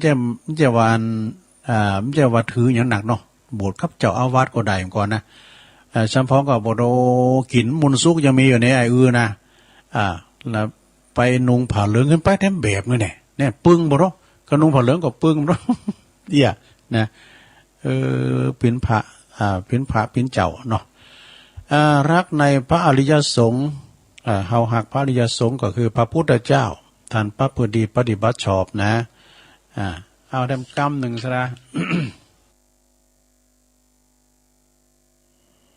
อันนี้ก็เป็นข้อคิดเนาะศรัทธาญาติโยมทั้งหลายเป็นข้อคิดในหนังสือของตุอุ้ยเฮานะหนังสือของตุอุ้ยหลวงปู่หลวงพ่อบุญปันปุญญธรรมโมวัดแม่โป่งปุ่นเป็นหนังสือคติธรรมกรรมสอนจิตสอนใจตีระลึกในงานครบรอบอายุ90 ปีแล้วนะปฐพินี่ก็91แล้วกันนะหลวงปู่เนาะตุอุ้ยเฮานี่นะมีข้อคิดหลายอย่างเนื้อสถาเปิ้นก็ฝากมอบให้ตุลุงปินธรรมพองก้าข้อคิดพองก้าอีกก็ฟังกันไปสดาโลมตึงนิทานโดยก็เอามาเราสู่จู้กันฟังว่าในมันล่ำหนาไปหน่อยกะมันแหนล่ำไปตุลุง โอ้เพราะว่าเข้ารายการนี่2 โมงแล้วเข้ารายการแล้วว่ะอาจารย์พระครูอภิวัตรเปิ้นบอกว่าผมจะปิดระบบตอนนี้14 นาฬิกานี่ก็คือบ่าย 2 โมง มันก็เปิ้นปิดแล้วเปิดเพลงนำรายการเลยว่าตุลุงนานเลยฟาวไปกะก็เลยเอามาโทนซะนะเด้อโทนนิทานพองโทนข้อคิดของหลวงปู่พองอีกนะก็จบลงไปเนาะศรัทธาญาติโยมทั้งหลายรับกันไปแล้วกาเนาะตุลุงย้ำได้เตะธรรมตัวนี้นะธรรมของแม่คำโมนนวลตานะเปิ้นก็ปีนจากภาพกันตึงลงตึงหลายศรัทธาก็ยังมีข้อคิดแถมบทหนึ่งเนอะศรัทธาญาติโยมทั้งหลายก็เดินธรรมโมหะเวรคติธรรมจาริงอันนี้เป็นหยังเดี๋ยวขอกันเปิ้นว่าผู้ให้ย่อมผูกไมตรีไว้ได้นี่เปิ้นว่าจะฮือเปิ้นว่าขณะที่เฮามีความต้องการจะใช้ทรัพย์สินสิ่งของสิ่งอุปโภคบริโภคนะแต่ตนเองขาดแคลนสิ่งเหล่านี้อยู่เมื่อออกปากขอความช่วยเหลือกับไผผู้นั้นก็ยินดีที่จะสละหืดตามที่ต้องการก็ยังเดียวนี่ก็ตั้งแต่เปิ้นน้ำท่วมเนาะเปิ้นเอาถุงยางสีไปหือกล้ามหยังกะเนี่ยมายำไวปากกระป๋องไปอยู่หลังคาป้องพองในท่วมมิดหลังคาแล้วนายลงโอ้เมียหมูเฮ็ดเป็ดไก่ไรน้ำไปหมดเด้มันก็ตุกกันมันท่วมซ้ำซากะได้ก็เวลาว่าฝนตกน้ำนองบ่ดึงกูแล้วหรอเนาะเอ็นดูเปิ้นนะฉะนั้นก็เฮาก็ยินดีสละทรัพย์สิ่งของเฮาผู้ฮับนะผู้ฮับก็ยอมหู้ซึกขอบคุณหู้ซึกเคารพนับถือที่ผู้หือนะนับว่าเป็นผู้หือที่ผูกไมตรีไว้ดีแล้วนะแล้วมีคำพังเพยเปิ้นว่าแถมบทหนึ่งต่อกันมาว่านกบ่มีขนคนบ่มีเปินขึ้นสู่ที่สูงบ่ได้มีเปินป้องนะซะท่าเนาะมีเปินฟูงมีสินมีสายถึงไปในมหอดความโหปิ้นหยังก็ตามเด้อเนาะเดี๋ยวนี้มันใจสินใจสายเนาะซึ่งก็เป็นกำอูตีแสดงความสำคัญนะแสดงความสำคัญของการมีมิตรเนอะมีมิตรเกี่ยวสหายครับเนี่ยคนฉลาดที่หวังจะมีความสุขความเจริญจึงนิยมผูกมิตรไมตรีกับคนทั่วไปวิธีผูกมิตรที่สำคัญก็คือการให้นะนะสดาญาติโยมหลายอยู่บ้านไก่เฮือนิ่มกันไปแอวทะเลก็ไปที่ไหนไกลมาก็ซื้อของมาฝากเปิ้นแหน่ฝากเปิ้นเวลาเฮามาอยู่กับเปิ้นพอก้อยดูแลบ้านจอกหอเฮือนเฮาไว้กันเนาะเป็นโหอย่างดีหรอกนะอาจจะเป็นการหือทรัพย์สิ่งของหรือว่าจะหือช่วยเหลือ อย่างใดก็ได้นะอย่างอื่นก็ได้บ่ว่าจะเป็นสิ่งของก็ได้นะท่านนี้ก็อยู่กับความต้องการของแต่ละคุณแต่ละคุณคุณที่ยอมที่บ่ยอมหืมยั้งแก่ไผนะก็ยอมหามิตรหาเปิ้นได้ยากเนอะนะเป็นคนทานีทีเนียวเป็นคนขี้จิเนาะผูกมิตรกับไผก็บ่สำเร็จว่ะนะมันต้องหือพองนะคุณยิงคุณตีหันแก่โตฝ่ายเดียวยิงเป็นคุณตีรังเกียจเป็นตีรังเกียจของคุณตีอันเกี่ยวของมากผู้ต้องการที่จะผูกมิตรไมตรีก็ต้องพร้อมเสมอที่จะหือแล้วก็ต้องเป็นนั่นคุณที่ว่าเฟื้อเผื่อแผ่อาทรมีการแบ่งปันหันอกหันใจซึ่งผู้อื่นอยู่เสมอนะบาลีเป็นว่าคือก็ทัทะมาโนปิโยโหติผู้ให้ย่อมเป็นที่รักนี่นะแหล่งน้ำตีบ่มีน้ำนะแหล่งน้ำตีมีน้ำก่อนกันเนาะจึงจะมีป่ามาอาสลัยอยู่ในแม่น้ำในนองน้ำนะคุณที่มีน้ำใจจึงจะมีปืนถ้าแหล่งได้ดิมีน้ำในไม่น้ำขาดแค่น้ำมีน้ำป่าก็ยอมบ่มีแล้วก็คุณที่แหล่งน้ำใจก็ไล่เพื่อนเช่นเดียวกันจบนะสถามาเล่าสู่จูกันฟังตีสี่พอดีชั่วโมงนึงพอดีหรอนะเอาละตอนนี้ไปเป็นโอกาสอันดีตุลุงจะได้วาธรรมแล้วเนอะสถาเนอะถ้าได้วาธรรมก่อนนะซึ่งก็เจ้าภาพก็คุณแม่คำมูลนวลตาพี่น้องอย่าปลายปุ่นโบกั้งสันกำแพงโบกั้งศิลป์โบดนตรีเป็นโมนเนอะโบกั้งศิลป์นะเพลงอันดนตรีปืนเมืองประยุกต์นะโทษเน็ต ก็เอาทำตีมันคลองหน่อยเนาะชาดาตัวลุงเนี่ยมันอ่านหนังสือจ้าชั้นเตอก็อันกุมะเรียกว่าอันนี้ก่อนเป็นว่ามีนาหลายหอมอันนาไปตั้งหนาสักเดือ แล้วก็พอสมศักดิ์แม่เพนขาวเตี้ยด้วยเนอะที่จัดต้านทำกันว่านี่ก็ฟังกันไปเนอะขอพ่ออาจารย์พ่อนานพ่อนานพรมวิริยะ สันทรายคงน้อยรัตนาธรรมกันมั้งเอาละเนอะพ่อนานพรมอย่างละพลมอะไรต้นอกแอนภาพต้องเต้นวิมานทองทำอันใดดีทละทะลองตามกองแห่งนักปราชญ์ผู้ข้าน้อยนาฏก็ขออาราธนาธรรมธรรมังปัจจังอาราธนังกะโลมาอันละเหมือนกันเนอะผู้จานไม่อายฟังนี่นะฟังไปรับไปในโลงเนอะทำก็ทำกล่อมนะนี่ป้านนะสูตรนี่มันง่ายกินบ้อมหน่อยเนาะ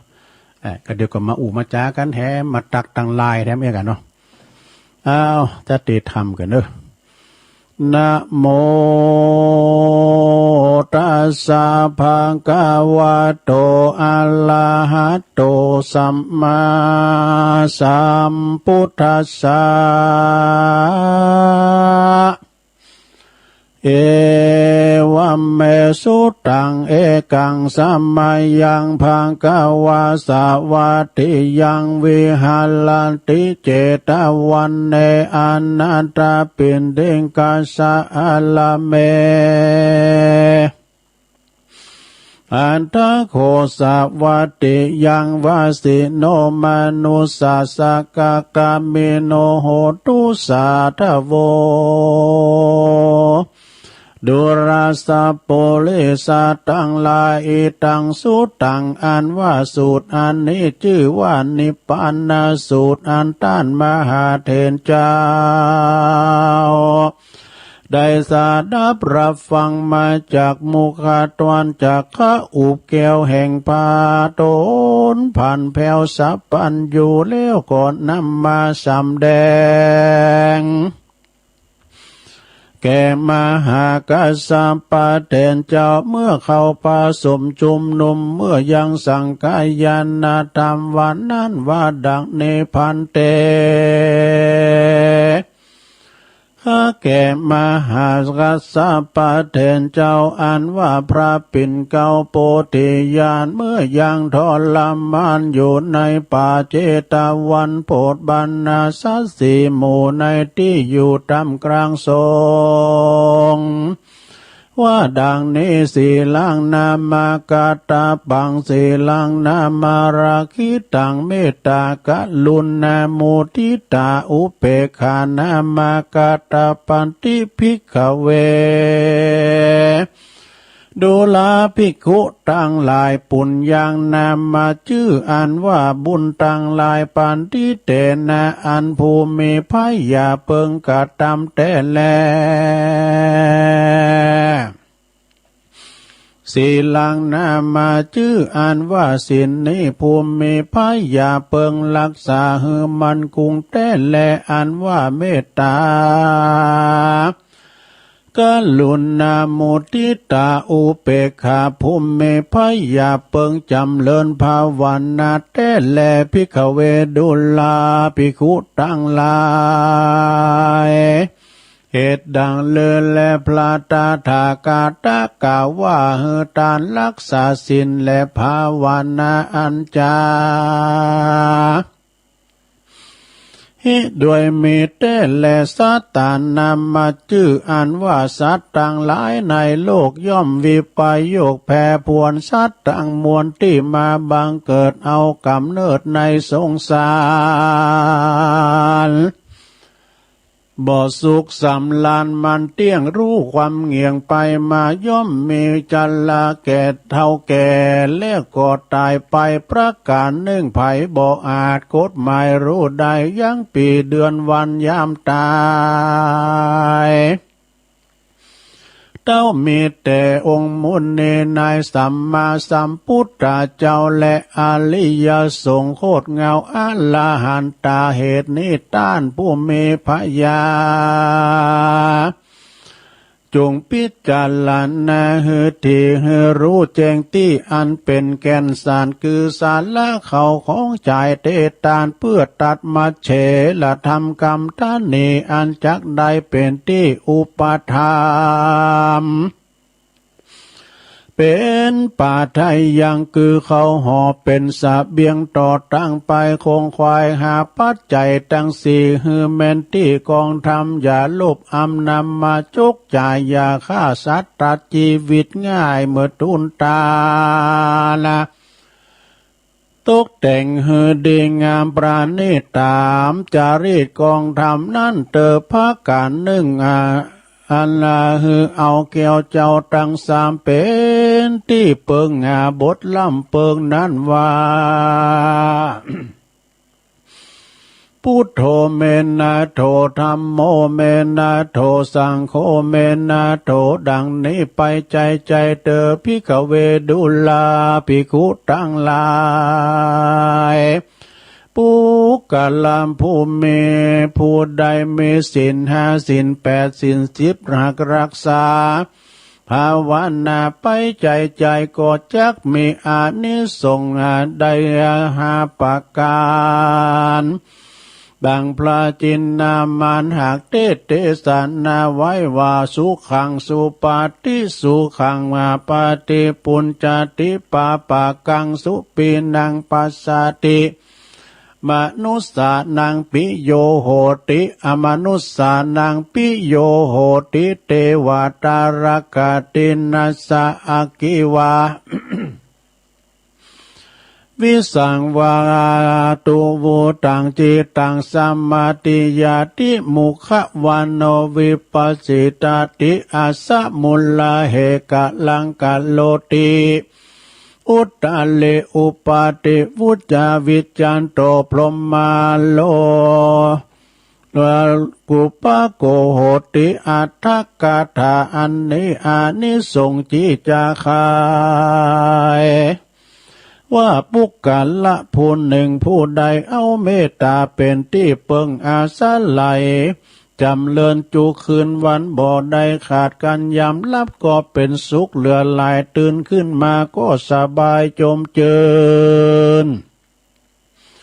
บ่ฝันหันหลายหือตื่นตกใจแม้นไปที่ต่างใดก็มีผู้ห่มรักใครพุงผีปีศาจน้อยใหญ่ปิยาแปลงเทวดาเตรียมแฝงวงแวดเฝ้าไฟยาปิดและหอกดาบนั้นเล่าบ่คาหือตายจิตใจมุ่งหมายเป็นสมาธิได้เลี้ยวด่วนใบหน้างามแลบล้วนผ่องผิวสายสติก็บ่ลงไหลเมื่อกาตามกาละมอลานาดกันสมปันยังบ่อาจถึงมากาพลาผลย่อมมีจันพรหมเป็นที่ไปบังเกิดอันนี้เป็นอานิสงส์อันล้ำเลิศแห่งเมตตาเอกสัทธารวม11ข้อเก่าโดยอันเป็นที่ย่อปอเข้าใจความก็มีด้วยประการดังกล่าวมานี้แหละนานิพพานาสุตังนิติตังขียาอันเตสนายังธรรมนิพพานสูตรก็บางโกมโสมเรสดิดแล้วเท่านี้ก่อนแลสาธุสาธุสาธุเอารับไปแล้วก็ลงเลยใครบอมมาก็เห็นเนาะบอมแหละอันนี้ก็เฮาลบลัดตัดตอนเนาะขอบคุณเด้อเจ้าภาพตึงหลงตึงหลายแต่ปันป้อนกันเด้อแม่คำมูลเกมน้ำยาแล้วก็รับอยู่กับห้องนี้เจ้าภาพเก่าแม่โนนตาอำใจเลยแม่คำมูลนำสกุลเปิ่นโนนตาโบกก้างสินบนโบกก้างเซนกำแพงบนโอ้ขอบคุณตัวปีประดิษฐ์เด้อเปิ่นโทรมาย่ำว่าเป็นหลานนั่นแม่คำมูลอันปอสมซักแม่เพนก็เกมเด้อเอาปอนถึงลงหลายเอาไว้เอวังโหตุเดและอาจารย์ในวันนี้ก็หากว่าปินวันดีสลีสุปมังกลกาตาอันประเสริฐล้ำเลิศยิ่งกว่าวันและยามทั้งหลายบัดนี้หมายมีเจ้าวาศรัทธาเจ้าสมณะศรัทธาก็ดีอันมีตุปีประดิษฐ์ในวัดย่าปายแล้วก็มีแม่คำมูลโนนตาพร้อมด้วยครอบครัวได้ปากันตกแต่งน้อมนำมายังมัตุบุปาราจาดวงดอกข้อตอกดอกไม้พร้อมกับธรรมเทศนานิปานสูตรานป้อสมศักดิ์แม่เพนเขาเตี้ยโตยได้ตกแต่งแปลงพร้อมน้อมนำมายังธรรมนิปานสูตรเปิดจักอุทิศบุญกุศลแผ่ภายยายบุญไปหาเหล่าญาติกาวงศาพีไตเก่านอ17,000จินข้าคุณเป็นเก่าจินข้าคุณเป็นแดนแสนจินข้าคุณเป็นขนาดเขาเจ้าตั้งหลายได้รับส่วนบุญส่วนกุศลตีได้กินได้ตานเด่นตันน้ำตันทำในการะวันนี้ยามนี้เขาไต่ป่วนเสียจากเตยากรักออกเสียจากตีตุกได้เสวยความสุขในสัมปรายภพนั้นจุงจักมีบุญกุศลอันนี้ขอเป็นผลสัตตอนย้อนมาสังพิทักษ์ปกปักรักษาอย่างมูลศรัทธาทั้งหลายได้อยู่เย็นเป็นสุขอายุมันขวัญยืนมีจกมีใจมีอนาคตลุ่งโลดแจ่มใสอยู่ก็ขอมีใจแม่นว่าไปทางใดก็ขอให้มีโจกมีลาภได้ผ่าแป้ข้าศึกและศัตรูหมู่ม่านทั้งหลายมาหุตากาละวันนี้ไปเหมือนนาก็ขอให้มีความสุขความเจริญก้าวหน้าในชีวิตธุรกิจการงานสำราญด้วยลาภโชคโภคทรัพย์มีสุขภาพพลานามัยสมบูรณ์แข็งแรงสมปรารถนาดังใจอธิษฐานในสิ่งอันเป็นกุศลดังปรากฏผลโดยเร็วพรานทุกคนทุกท่านเทินยะถาวาริวหาปุราปาลิปุเรนติสากลังเอวะเมวะอิโตตินังเปตานังอุปกปติอิสิตังปฏิตังตุมหังคิปะเมวะสมิจตุสัพเพปุเรนตุสังกปปจันโทปนารโสยะถามณีโจติรโสยะถาโสยาติธัมโมจะอายังนิทัสสิโตเปตานะปูจาจักตาอุลาลาภรัญจปิคุณามะนุปัตตินังตุมเหหิปุญญังปสุตังอานาปการติ สัพพิติโยวิวัจจันตุสัพพะโลโกวินาศตุมาเตภวัตวันตรายโยสุขีติคายุโกภวะอภิวาตานาสีลิสนิจังวุตตาปจายโนจัตตารโอธรรมาวัฏันติอายุวันโนสุขังปะลังเอาแล้ว ติมใจแล้วเนาะแม่คำมูลโนนตาผอมลูกหลานเป่าสมซักเขาเนี่ยแม่เพนเขาตึงหลงตึงหลายญาติโยมทั้งหลายนะตุลุงกับบริการประชาชนนะ เปิ้นจะปิ้นจะพามก็ตามตุลุงจึงเตะตามตุลุงอันน่ะกันมีอันนี้ก็นักแก่กันมีทำเนี่ยโปรแกรมมันตึกเหมือนกันนะหลงไผจะมานางวันคำคือกันนะพักสนามนี่วันคำได้เนอะการพักสนามนะซบครูบากรรมเนี่ยกันนะมันมีสิ่งที่หือการมีไหนได้ไหนเอาไหนได้ไหนก็อ่านแล้วจือนี่ เนาะเปิ้นว่าชีวิตคนเรานั้นก็เหมือนกับเทียนไขต่อให้แกะสลักสวยหรูสักเพียงใดก็ตามผลสุดท้ายมันก็ไหม้ทั้งหมดนั่นแหละ มันก็ไหม้หมดซะนะญาติโยมชีวิตเฮาก็เปิ้นเปรียบเทียบอย่างนี้เด้อซะนะคุณจะลำจะโรยปานใดก็ตามเหมือนเต้นซะนะเต้นเนี่ยเปิ้นแกะสลักแล้วจัดหม้อแหละเต้นภาษานี่นะเฮาพอเนี่ยมันไข่จิซะหน่อยละสิได้มันนะแต่มันผลสุดท้ายการไฟติดแล้วเนี่ยมันก็ตึงไม้มาในหมดซะนะขี่เต้นนะมันในหมดนะแล้วก็เต้นที่มันได้แกะสลักมันก็ใหม่เหมือนกันนะเนาะนะคุณเฮาเป็นเปรียบเปิ้นคุณเฮามีความดีความงามจะรวยจะล้ำจะรวยมีเงินมีคำเขาของสัมปติหนักเป็นใดก็ตามมันก็เกิดมันก็แก่ก็เจ็บก็ตายเหมือนกันคุณตุกเนาะคุณตุกหาเจ้ากินคำเอาบ่าเอาแหงเขาทุบเขาปอกมันก็มีตายเหมือนกันนะเนาะแต่ว่าสถานการณ์มันเหมือนกันเนาะเปิ้นมันมีสิสุขเปิ้นก็มีความสุขเฮาก็มีเงินมีคำก็บุกดินสินต่อเนาะหาเจ้ากินคำไปนะแต่ว่าจะได้ก็ตามเนาะสัทธาญาติโยมนะยิ่งยุคในสมัยในสมัยเฮาแต่เก็บเงินเก็บทองไว้ขนาดไหนก็ตามแต่ผลสุดท้ายก็ละว่าที่โลกเนี่ยหมดเนาะการนั้นเอาไปโดยใดอยู่เนาะอย่างนั้นแล้วโอ้โหแม่เปิ้นปิ้นกะเงียบ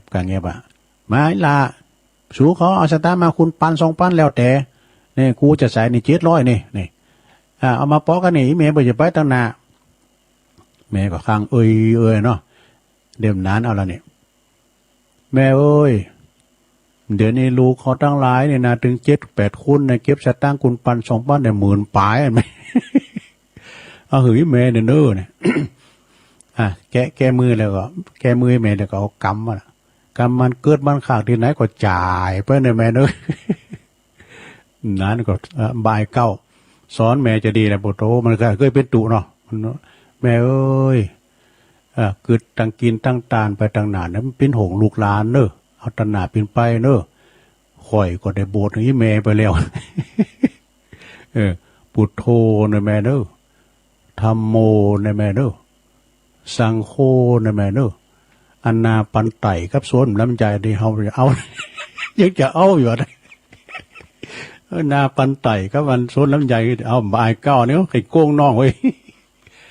เนี่ยแต่ว่าเอาไปได้ยื้อลงเอ้ยเนาะถ้าทุกอย่างต้องได้อย่างใจคิดชั่วชีวิตจะเอาของกองที่ไหนจะได้บ้างเสียบ้างช่างปลาไหลนี่แหละไซชีวิตมนุษย์ปุถุชนเนี่ยมันก็ตรงกันเหมือนกันว่ามันก็ใครได้ว่ามันปุถุชนนี่ก็คือคุณเนี่ยนะเพื่อโดยกิเลสนะสระญาโยมทั้งหลายเนาะแต่นั่นก็เอาก่อน บรรยางพองนะ เจ้าตุลุงก็ว่า อันสถานการณ์โรคภัยไข้เจ็บนี่อันตรายหลายแรงนะลุงเด้อไปจำเป็นแต่ไปเมื่อไหนอยู่ที่บ้านอยู่ที่ช่องอยู่ที่เฮือนน่ะเนาะอยู่ที่เฮือนลบอยู่ที่เฮือนเหมือนกับหลุมหลบภัยที่ปลอดภัยที่สุดในโลกนะไปสัญจรไปไหนตุลุงก็ถึงไข่ลุงดอยเนาะการลุงเด้อก็คือมันได้มาอย่านะมันต้องลุงไปพอ แต่เอียคุณเฮาแต่มันอันตรายนะลุงเอ้ยไปไหนก็จะไปปล่อยหมาดกาดจะไปตกแม่ตะไปลืมกะ พองมาใส่ซองแก้นน้องบิวไปกาดใส่ซองแก้นกับเอาผ้ากระล้อมหมดว่ะ ไหวสาบารมีตามอาจารย์ท่านเจ้าอธิการวิชาสุจินโนเนอท่านเจ้าคณะตำบลม่วงน้อยนะเจ้าวัดป่าตานอ่านเป็นลูกศิษย์กุลกุฏิของครูบาจรจันทรังสีป่าตานบันแซมเนอเจริญพรครับอาจารย์สุทัศน์นะประครูเฮาตัวเนอกันทวังเปิ้นเป็นปดจานนะคุณแม่ชีจินพานีตัวเนอตักมาตาลายฟังอยู่ทุกวันเจ้าโยมปีการหาสีเพชรบัดนี้เปิ้นก็ฟังอยู่ปุ้นเปิ้นอยู่ด้วยลูกสาวไปอยู่เชียงใหม่ปุ้นเปิ้นไปอยู่เชียงใหม่เปิ้นเจริญพรนะโยมปีเนอเปิ้นเป็นโยมปีของอาจารย์พระครูสถิตสารคุณแม่เดือนเพ็ญทิมวางให้กำลังใจตุลุงเนอนะเจริญพรเนอแม่เดือนเพ็ญพี่ไอ้ใต้หัวบรรจงการท่าวงเนอพี่น้องตัวแทนนำดิบเนอเด่นจ่าเนาะเด่นจ่าปุ่งแกโอ้ปอบุญธรรมใจกาดเนออยู่หมูเปิงบนเนอโอ้เปิงกอดตักตุลุงอันอีป้อนี่โทรมันบัดติดนายน่ะตักตังลายพอเนอโทรแล้วเนออันตักละแม่แดงอัมพรเต้นดอกไม้เนอปอลงมงคลมูลชีพปอลงโรยเนอสอท่อนะไหวสาครับตุลุงฟังเพลงเก่ามนดีเนี่ยน้องเงิกนะคุณแม่ครูเพลินพิษทิพลึกจากบ้านแป้นนะบ้านแป้นเนี่ยแม่ครูทองคำที่วงคำจากเสาหินสีโบบานดอยเตี้ยเนออันนี้เป็นอสมดีเด่นระดับภาคปีนันเจสีปีนันศักดิ์ศรีสันปัดตองเนอฟังตุลุงอยู่นะครับเนี่ยปีนันศักดิ์ศรีในโฆษกประจำงานวัดพระบาทตากผ้าร้านพัฒนันวิจิตรไพศาลเสพันนะฟังอยู่เนอนะไอบารมีวังจะชิดกราบไหว้สาตุลุงยองสุดหล่อปฐสุดหล่อได้กัน โอ้วันนี้กินขอลำเนอตุลุงยองสุดหล่อนะแม่แสงชุติวงศ์ดอยสะเก็ดเนอแม่แสงเนอแล้วก็แม่อุ้ยน้องโดยลุงนัดรถเดือนชัยปินตาอันนี้เป็นขับรถในครูบาเนอเปิ้นอยู่ใหม่เราป่าฟางป้อบุญศรียานะปุ่นไม่อายกราบไหว้สาครับตุลุงฟังอยู่นะครับแม่สุทัศน์ดีมูลเนี่ยอันนี้จากแสนพรหมทุ่งปี ทุ่งปีนะแล้วก็มีท่านอยู่นะอาจารย์ท่านพระมหาสมชาติชาตะปัญโยโยมบุญช่วยบุญผลแม่เล่งบัวพินเนอศูนย์ธรเวชจากเมืองศาสตร์เชียงใหม่แล้วก็ไอ้สุทธิสนใจฝากความคิดถึงกับแม่อุ้ยวันดีด้วยเนอ แม่อุ้ยวันดีเนาะโยมกัญญาจันนะจากอันทุ่งเซี่ยวแม่หลวงสายฝนจันกุลนะจากหนองผ้าขาวแม่ครูยากศนด้วยเนอเจ้าชายก้าวเผาจากแม่ทาเจ้าชายก้าวเผาจากแม่ทายายปั่นด้วยนะเอิ้นบัดดังยายปั่นด้วยเนอยายปันจากป่าค่าดอยสะเก็ดแล้วก็คุณแม่แสงจันทร์แม่แสงสมรูปเนาะเอื่นไปตั้งแม่บุญยวงด้วยแม่บุญยวงแม่น้อยนะแซ่พันโดยนะสีนวลสีจม วรดรจากหนองหานสันทรายเนอวรดรนี่นะโอ้ไม่หลายอยู่เนี่ยก็ขอบคุณนะกูเสงกูสายที่บัญจักโอ้พี่น้องบ้านไกลจิรพันธ์โมป้อวันนั้นก็ปะกันเนาะเปิดหอมมาละมีแม่จิรพันธ์จากน้องบัวใจปากปุ้นน้องบัวเวียงป่าเป้าแม่พันธวันนะเนอแม่พันธวันนะแล้วตุปินมจากเสาหินวัดฝายหินทีมงานถ่ายทอดเสียงนอกสถานที่ทั้ง3เดือนประกันที่ดอยนางแก้วคุณยายจันเรือนใสแม่จันตัวเนอขอบคุณในแม่จันแล้วก็อันนี้มันแปลงฟังไปตัวฝรั่งตัวลูกหูคนเดียวน่ะโยมสุมาลีใจตาตัวจากเวียงป่าเป้าชมรมกลุ่มสกาย กลุ่มสกายลุงมูเซอร์ดำห้องศูนย์ดอยหนองตองพัฒนา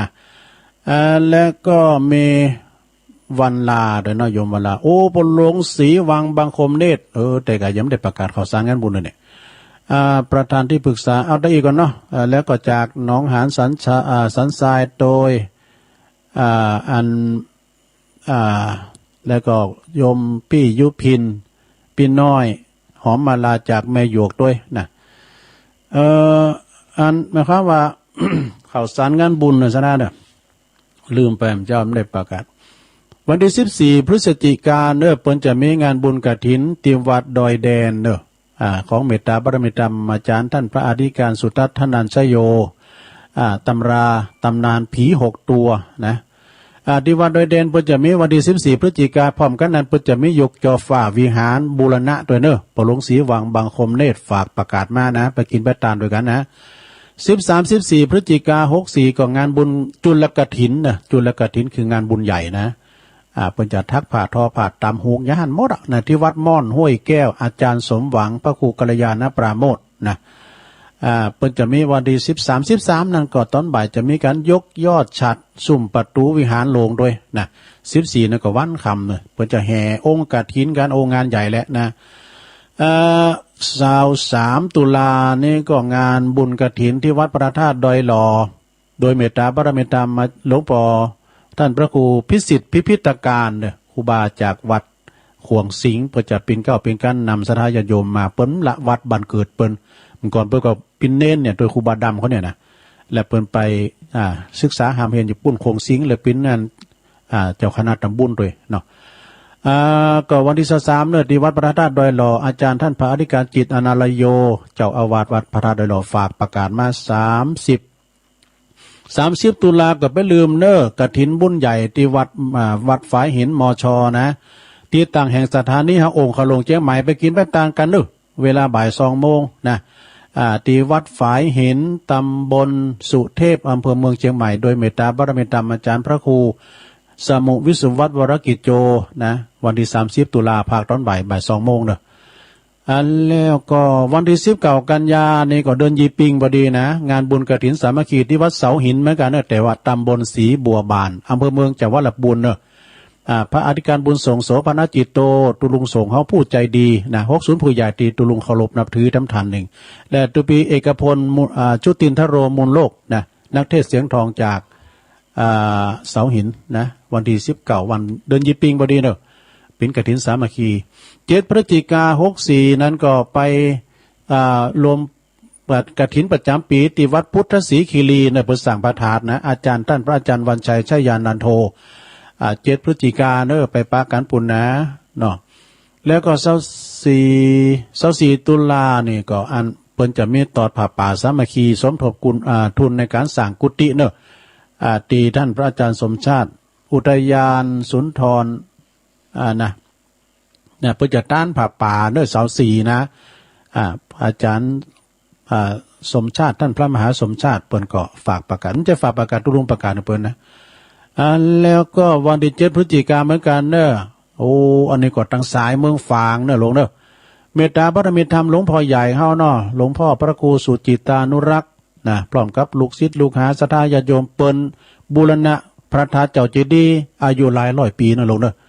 มันสำรุดสุดโทรมไปก็7พฤศจิกายนพุทธตอดกฐินเนอะที่วัดพระบาทอุดมนำบ่อสาวาสำนักวิปัสสนาเนอะไปกินไปตานกับหลวงพ่อเนอะโอ้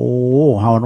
เป็นบุญหูได้แต่หลวงพ่อบนแปลงวิทยุเฮาได้ฟังเนี่ยเนาะองค์ขลงตั้ง3อำเภอน่ะเนาะฝังไม่อายชัยประกันได้ยินกันหมดอ่ะนะ7พฤศจิกายนเนอะหลวงพ่อเพิ่นจะตอดกฐินนะวัดพระบาทอุดม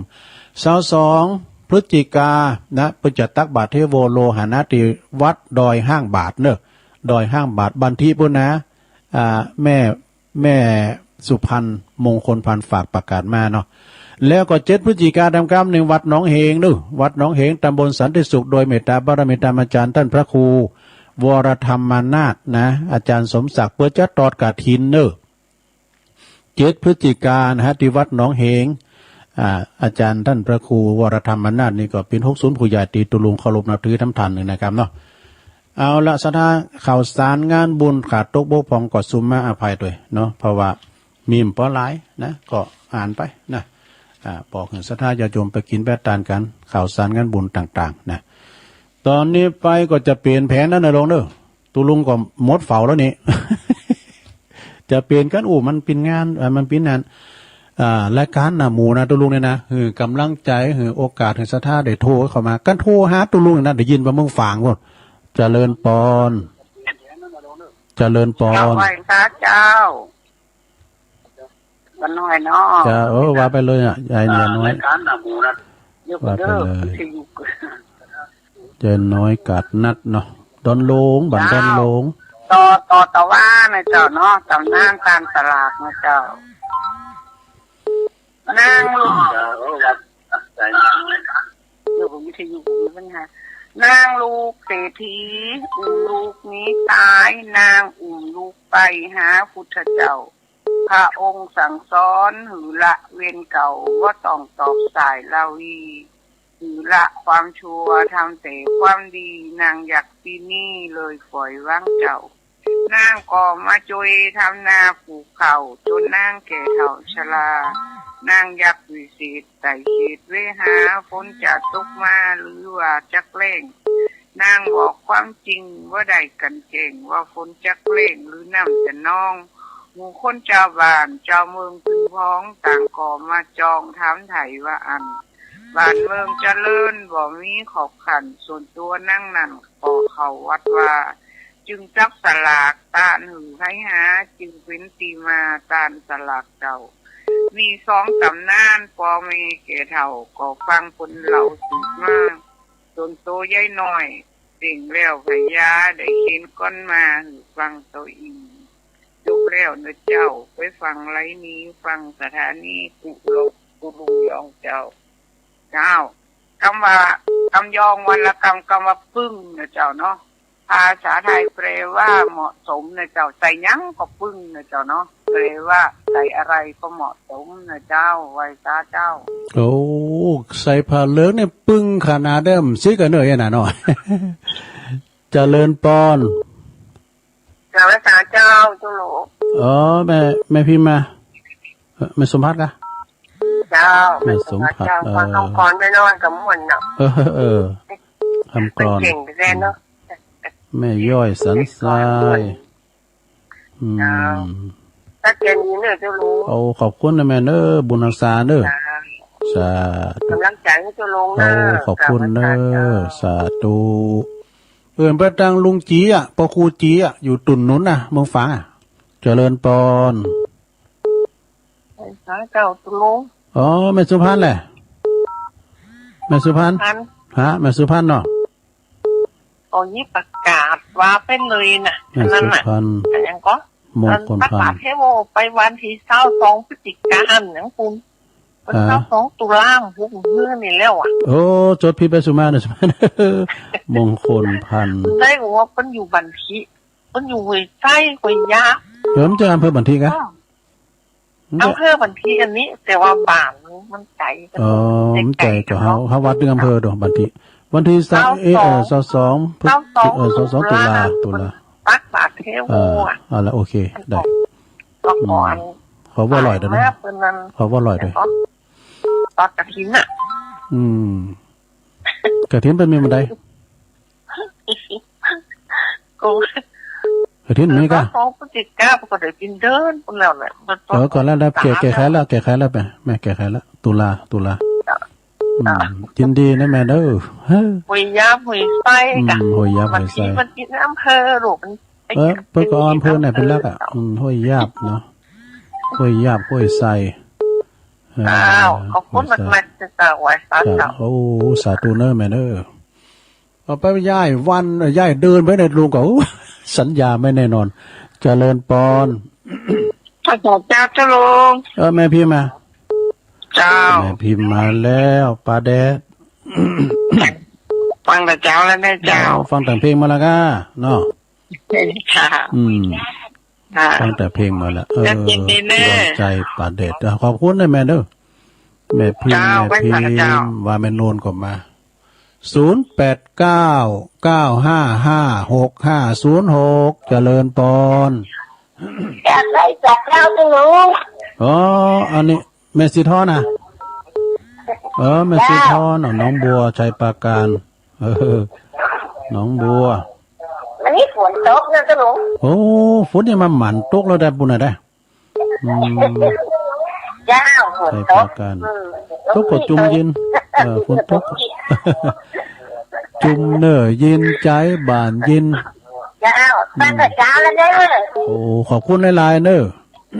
เจ้ากำลังใจเจอนะเจ้าอันนี้เป็นตัวแทนเป็นน้องชัยปราการน้องโบเนอแม่โบพันเนาะทำตำเจ้าทำตับเจ้าโยมพรเนาะเจ้าวันนี้ได้ฟังทางเตตุลงเลยนะโหนี่ นี่ปานาสูตรนี่นะ ปาน นะเจ้า จักดีอะเจ้าอันนี้อะเจ้าอันลุงเมนหีอันป้าอุ้ยแม่อุ้ยเนี่ยรับไปต่อยเนาะเป็นดีแท้เลยเจ้าลุงเป็นว่าครูบาอาจารย์เป็นว่าอีว่าถ้าใครได้รับรับฟังธรรมและรับไปต่อยนี่ได้ญาณสัมปยุตอีกเกินนะเจ้าโอ้แต่กันเนาะดีแล้วกำจวงกำแจงจนรับไปนี่มันถูกลำเน็ตเนอะอันนี้รับกำน้ำกับถ้ำนี่ดีที่สุดแล้วเนาะยาณประยุทธ์เลยดีกับโอ้ยมพรนี่เป็นจบสูงนะทางธรรมเนี่ยโอ้ก็ขอบคุณหลายๆเนาะยมพรเป็นก็มาถึงกำลังใจติดคือจะลงเตยเนอะดีว่าอุ้ยได้เกิดญาณสัมปยุตแต่เลยจ้า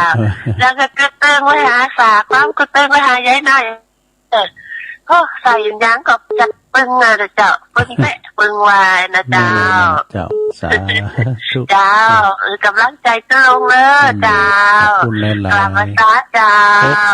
6173สาธุก็เปิ้นว่าน่ะได้ยินพระเมืองฝังพระแม่แจ่มพระเมืองหลีบ่น่ะพระแจ่โหมบ่น่ะยายฟองเจริญปอนการนมัสการเจ้าลงโยมพิสมัยเจ้ามาต่อพี่พรนี่ล่ะดอนตันแม่ริมเจ้าลงเอิ้นหานแม่แดงพ่องเหรอเอิ้นเพิ่นล่ะเพิ่นก็ฟังฮะกะเอิ้นเพิ่นล่ะแม่แดงหายแซ่บเลยนะโอ้เพิ่นก็ฟังฮะกะมันแม่แดงดอกตะล่อมเพิ่นก็ฟังฮะแม่ดอกแม่รัตนาติดต่อผมได้เลยทีมงานของเราติดต่อไปได้เลยสักคนเจ้าก็มันไกลก็ไปยืมปัจจัยเพิ่นก็ได้นะกะเนาะมาได้เจ้าลูกเพิ่นมาไปขอบคุณเด้อโยมอยู่ดีมีสุขเด้อโยมพิสมัยจากดอนตันแม่ริมนะโทรมาตื่นเจ้าตัวลงตั้งแต่ตี 2ตัวลงเปิดเพลงละตื่นเจ้าเนาะฟังไปผู้เต็มเจ้านึงอยู่เนาะสาธุเนอ0แก้วเราแล้วก็มาฟังตัวลงต่อแหม0เลยเสียงสดใสหน่อยดีก็ขอบคุณสาธุ089955656เอาโทรก็เข้ามาเวลาตุลุงปนเลอะแปลงใจหากันเนาะได้อุดจากันเนอะเจริญปอนกำลังใจเจ้าตะลุงอันนี้ตอนใดจ้ะแม่ต้นเปาแม่อารีเจ้าแม่อารีต้นเปาแสนกำแพงมาแล้วต้นเปาตอนใดก็เนี่ยตะลุงโอ้หมดแล้วอยู่เฮือนนั่นน่ะเด้อมันต้องหมดแล้วหมู่บ้านเนี่ยหมู่บ้านแม่เนี่ยนั่นน่ะอยู่บ้านเนาะเป็นหลุมหลบภัยที่ปลอดภัยที่สุดแม่ดิมต้องไปไหนกันไปก็ใส่แมสจะไปละกาดจะไปตกนะก็หาได้ไปช่วยเปิ้นทำอาหารสมน่าได้มันละก็มันได้ด้วยก็มีการไม่งานในบ้านทั้งจองได้แต่เขาก็จะไปล้างมือโดยเจลบ่อยๆการนานเนี่ยบ่โดแอลกอฮอล์เขาล้างมือผมเอาหล่อลงคอผมเชื่อหมอด้วยรอว่าลงอ่ะตะลุงแต่บุญเพิ่นมีก็เนาะไอ้นับเกินเดี๋ยวนี้หน้ากากบ่โตน่ะเฮาก็พยายามเซฟตัวเก่าไว้เนาะดูแลตัวเองเด้อขอบคุณแม่อารีนักๆเด้อตุ่นเปาอันนี้ก็ทีมงานของธรรมะคลายเครียดนะแม่อารีนี่นะเจริญปอนไว้สาธุตุลุงนำเสียงเทิงอุ้ยอินมาแล้วอุ้ยอินโทษจักมื้อไหนว่าบ่ติดแล้วตุลุงติดแล้วเหรออุ้ยอินแม่สาบตุลุงได้ทำมนขนาดขอบคุณค่ะมนแต่มนว่าได้ทำน่ะไม่ทราบเป็นกำลังใจตุลุงนะคุณฟังกันแล้วอยู่นะวันเจ้าแต่เขาก็เซลขอโทษนะตุลุงได้อุ้ยอินเนี่ยก็เป็นตัวแทนน่ะเนาะผู้ก็ฟังให้อยู่ผู้ก็มาให้อยู่เจ้าเนาะจ้ะไว้ซะตุลุงเนอะเป็นกำลังใจตุลุงเนอะแถมแรงเบิดบ่าย3 โมงก็ฟังตูปิโอคอนเนอร์วัดท่อเมืองลังเปิดจะเตทำวันนี้วันศุกร์นะคืนก็ฟังหลวงพ่อใหญ่เนอวัดพระธาตุวัดพระบาทอุดมนะหลวงพ่อท่านพระครูสุทธิตานุรักษ์เกมน้ำมูลไว้เนอ เจริญปอนเจริญเจ้าไปสาเด้อตุลุงอ๋อแม่สุเกี้ยวศิลาพรสิเตี้ยมันห้องละคุณเด้อโอ้ได้ไหวพระได้ไหวปอนได้ฟังธรรมเด้อตุลุงตั้งแต่เช้าแล้วเด้อเจ้าโอ้เหมือนว่าฟังตื่นมากับได้ยินเสียงน้ำเสียงธรรมกับโอ้ดีอกดีใจเด้อตุลุงเอาอันยมพี่จะหมายพี่จะหมายนั่นน่ะถ้าวันอังคารนั่นน่ะเพื่อนมาเล่าเจียเตียนรายการเนงรักตัวเด้อวันการขึ้นวันการเนาะวันการเพิ่นยังมาที่เนนรักนะเจ้าเพิ่นเราจีเจ้าเพิ่นฟังกันนะกันหลายเด้อทุลุงโอ้ประเด็นนี้ฝนกำลังตกนะมันศิลาพรนะเจ้านี่ก็ได้เอาอยู่เหมือนกันเด้อเฮาอยู่ในห้องกระจกได้ยินนะเนาะเจ้าได้ยินเสียงแซวอยู่เด้อขอบคุณแม่สุกแก้วเขาแม่สายพินมาเล่าข่าวมาโชว์ฟังกันเด้อแม่สายพินมีหน่อยออกแม่เสียงแม่ตุลุงด้วยเด้อเจ้าเดี๋ยวก็เต้งอยู่ฮะเนาะก็กั้นเอาน่ะก็ได้ก็ถึงเจ้ากะไว้สาธุตุลุงสาธุเจ้า0899555656เจริญปอนกับมาสาครับท่านโอ้โปรเลี้ยงใหญ่มาแล้วสายบุญหลวงพ่อมานิดจะเป็นได้ล่ะบัถึงแล้วเนาะถึงแล้วเราคนอื่นไปว่าแล้วเราคนวันได้จดหมายแล้วอีอ่ะดีกะจดหมายถึงแล้วจดหมายใส่ซองคนบูรณะหลวงพ่อมาไงก็เปิดทอคนเดียวเด้อถามว่ารู้อันคุณนุ้ยไปจัดการแล้วเนาะก่อนมันเป็นซองมาเนี่ยต้องเอาไปแลกกำมาพูดอยู่จำต้องผมได้ไปแล้วผมจะจางเนี่ยผมไปเบิกกันทุกพวกอ่ะอยู่ที่ธนาคารจำต้องอ่ะหอมบุญแล้วก็เอาไปเลยก็สำเร็จแล้วลุงฝากบัญชีก่อนส่วนตัวสมาร์ทถามเถอะถ้าโอนทางโทรศัพท์มันได้เนาะลุงนะครับโทรศัพท์มันบอกเอามาได้สมาร์ทนะเปิ้นนึงใดกันหมดอ่ะเปิ้นก็โทรกันแล้วก็โทรไปหามาลุงก็เอาภาษาที่ไปหาลุงพอใจเอาอยู่เนาะอ๋อลุงครับเปิงขนาดนี้มันยังไงมันใช่ว่าถึงเปิงอ่ะเปิงขนาดเนี่ยมันเปิงเปิงใจอ่ะ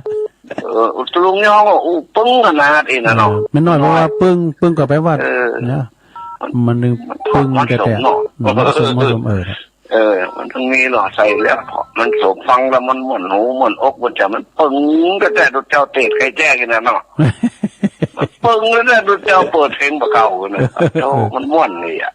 ถ้าปลื้มใจว่าโอ้ดีอกดีใจเนาะตุ้มอกปลื้มใจอันนี้ปลื้มอันนี้ปึ้งตึงจะใจแล้วปึ้งจะได้เนาะภาษาแล้วเสียงห้ามเสียงร้องเนอะโอ้ขอบคุณหลวงพ่อภาษาจนเจ้าส่วนมนต์พระพากันเป็นลุงน้องของคนสาธุอยู่ดีมีสุขเนอะอีกมาก้าได้อยู่มีสุขแข็งแรงขอทุกโมทนาสาธุเสียงธรรมไปสาครับโตได้ป้อนหลวงพ่อมานิดแล้วเนอหิมากะขึ้นนะลงเนอสุขภาพสมบูรณ์แข็งแรงเจริญปอนเจ้ากะไว้สาเจ้าทุกโอ้มาแล้วจังซอว่าไปเลยที่จะถามเจ้าขออนุญาตนะครูบาอาจารย์นักปราชญ์ครูบาอาจารย์มาจากชินเมืองปันใจห่มนะเจ้ามันมีซอไทยหนักเนอะขอนตัวน้อยบุญปั่นมโนคอนมาสีท้อนจังหวานเจสีดาคนงามตีเลี้ยงปลาเป้าแล้วมาจันเดินใส่ตัวเนอะอันไทยหนักจังถ้าพิศาจะได้อภัยจิมเจ้ามาเดียวคนเจ้าก็มาแล้วมดแม่บ้าได้อ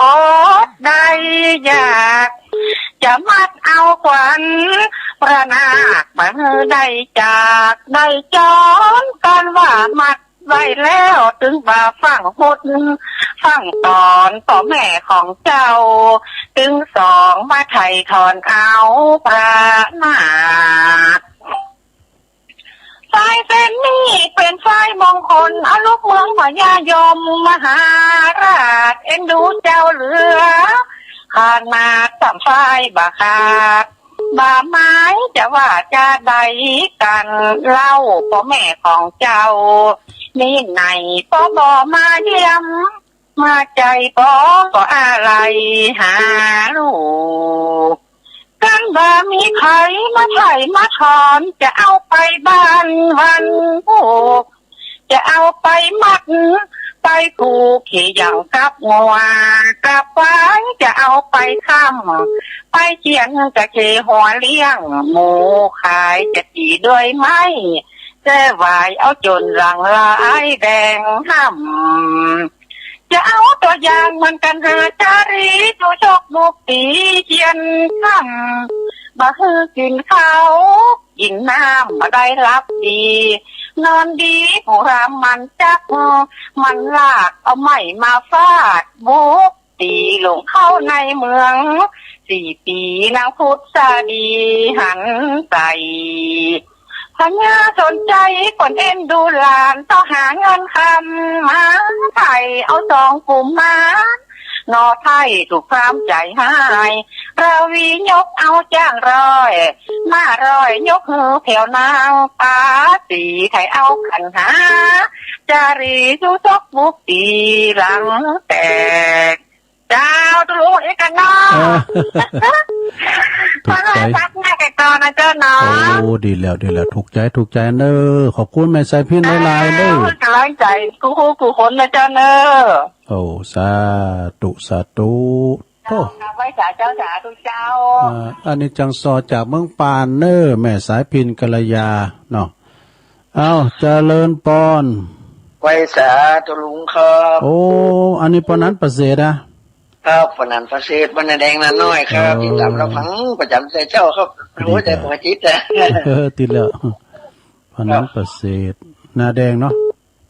ครับอันว่าน้ำใจน้ำใสล้างหน้าคือโง่แต่ของน้ำฟังคำฟังเสียงรู้มันอกมันใจครับน้อยน่าเนาะมีสาระประโยชน์นี้เอาไปฟังไปคิดไปทำไปข้างนอกแต่กะครับน้ำทำอยู่ในใจแล้วมันดึงไม่ได้อย่างนะครับนี่จะเล่นอย่างนี้นะครับฟังทำโอ้ปนนั้นโทรมากว่าดีใจแล้วขอบคุณหลายๆนะปนนั้นด้วยครับกำลังใจลุงดีๆไม่ชุกอันยังมันยังเอาครับเด้สาธุโอ้อันนี้พี่น้องบ้านไกลเด้อนี่นะปุ่นอ่ะนาหน่อยนาแดงจากเมืองนานปุ่นอ่ะเบ่ตังแม่วันบ้านกอกฟังกันอยู่แม่แก้วเขาบ่ตังอาจารย์ไพบูลย์หมอศาสตร์นี่คนหนุ่มตลอดกาลบ่ตังตาไล่เด้อปุงชัยเจริญปอนไหว้สาเจ้าเด็กหญิงอ้วน มาแล้วมึนในไม้ตัวเนี่ยน้องอ้นอ่ะเจ้าน้องอ้นฟังเจ้าแล้วกันจะว่าปัสสาวะก็มันนี่ก็แล้วดีกว่ากิติลังกาโอ้ดีแล้วมาก็ดีแล้วผู้ก็จะมาอยู่ด้วยทำเจ้านะหลวงเจ้า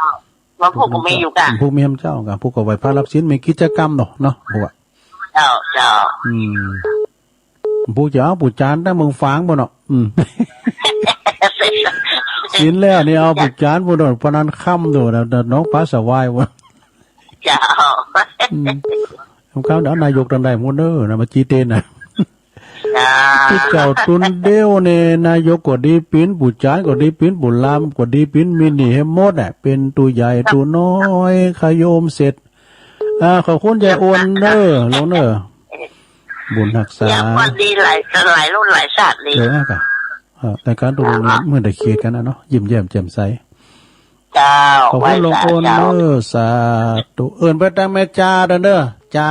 จะจริงจ่าเนี่ยแม่จ่านี่เป็นจังเอาหนอก้าพักขี่โค้งก้าหือตุลุงนะเพิ่นก็ฟังอยู่นะกันพร้อมกันตุลุงเจริญปอน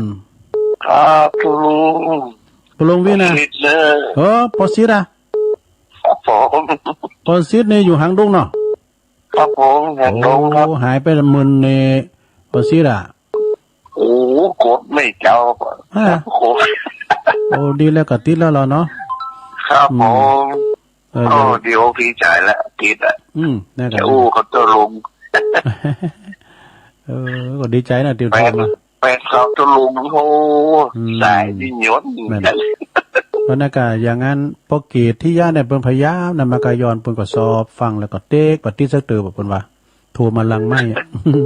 พอทันนัดเขานี่นะพี่น้องจังคงเป้านั้น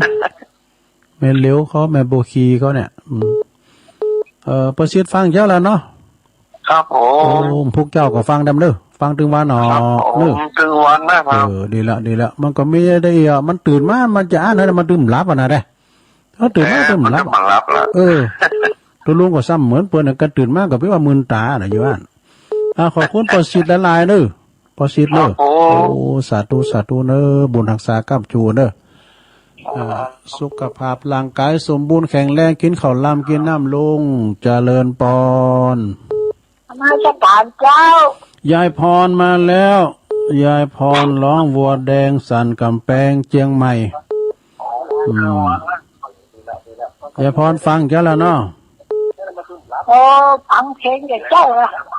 ก็เพลงก็ฟังแล้วร้อนหน่อยคุณหมอค่ะนะจ๊ะฟังเพลงเจ้าฟังไปฟังมารับดึงอ่านหน่อยยายพรน่ะอินเอาปีเพื่อนนี่นี้นี่ไงวะรับหมอเลยรับกับทำตุลุงนี่ยังดีอ่ะรับกับเพลงนี่มันไข่ตาเนอะแต่ทำตุลุงมันทำก่อมรับย่ะขนาดตุลุงตีแต่ตุลุงที่จะรับนายอ่ะยายพรร้องวัวแดงไปเมื่อไหร่เนอะเดี๋ยวนี้พิกมาเฮิร์นแล้วก็เยอะครับแป้งเขาลือหันแล้วเหรอบ้านจะเจอเอาก่อนเออนั่นน่ะเดี๋ยวนี้อยู่บ้านล้านอยู่เนาะอยู่ปัตตานอยู่ปัตตานอยู่ลูกกันถ้าคืนนั้นใหม่กันถ้าคืนนั้นใหม่ได้บอกน่าจะเตะทำเหรอนะเท่าดนตรีเหรอกันถ้าคืนนั้นใหม่ได้บอกเนอะเดี๋ยวเพิ่นเปลี่ยนหลังคาอ่ะอเมชั่นชีตดิเปลี่ยนหลังคาเนาะเปลี่ยนหลังคาเฮินเนาะก็ยังมาปาดกับแป้งวัดแบบนี้ไหนแล้วเด้อเนาะกันแล้วก็ตานทำให้ผูกหนึ่งดูนี่เตะเถอะเนอะโจดีเนอะน้อยนี่ก็มาว่าอุเป็นกั้มนะกันน้อยปลาเฮียวเอ้เกิดจะโชว์กันทำไปได้นั่นนะเต็กมาพองไก่เนอะไม่น้อยเนอะเต็กมาพองไก่กันเนอะเด็กก็เหือไม่เด็กก็เหือเปิ้นเต็กมาพองไอ้กะไหนย่อไปจุ้ยไปไหนงานจ้ะนี่กะโจดีเนอะไม่พออันยายพรเนอะเขาหลายๆเนี่ยมัมกินหนักๆเด้อคำมากับไปแอวไก่คำมากับน้ำเอ๋ปิดเอาหน่อยก่อนหน้านี่เนาะไปแอวไก่เนอะคำมาอาบน้ำเอ๋โอ้เข้ามาใหม่เนอะเข้ามาใหม่ตุลุงใจใหญ่อย่างมันเนอะเจริญปอนอีก5 นาทีพอบุญมีมาแล้วบุญมีบุญตันเอาไหนก่อนได้เฮ้ยบุญปันใช่ไหมโอ้ปน้อยบุญปันมาวันเนี้ยพ่อบุญมีคุณต้องทำล่ะไม่เหลือชั่วโมงอ่ะโอ้มันนี่ตกดีแต่กับฝนน่ะพ่อบุญมีมาวันนี้อย่างแล้วน่ากะมันนั้นพายุถ้าเขาทำแล้วนะเขาว่า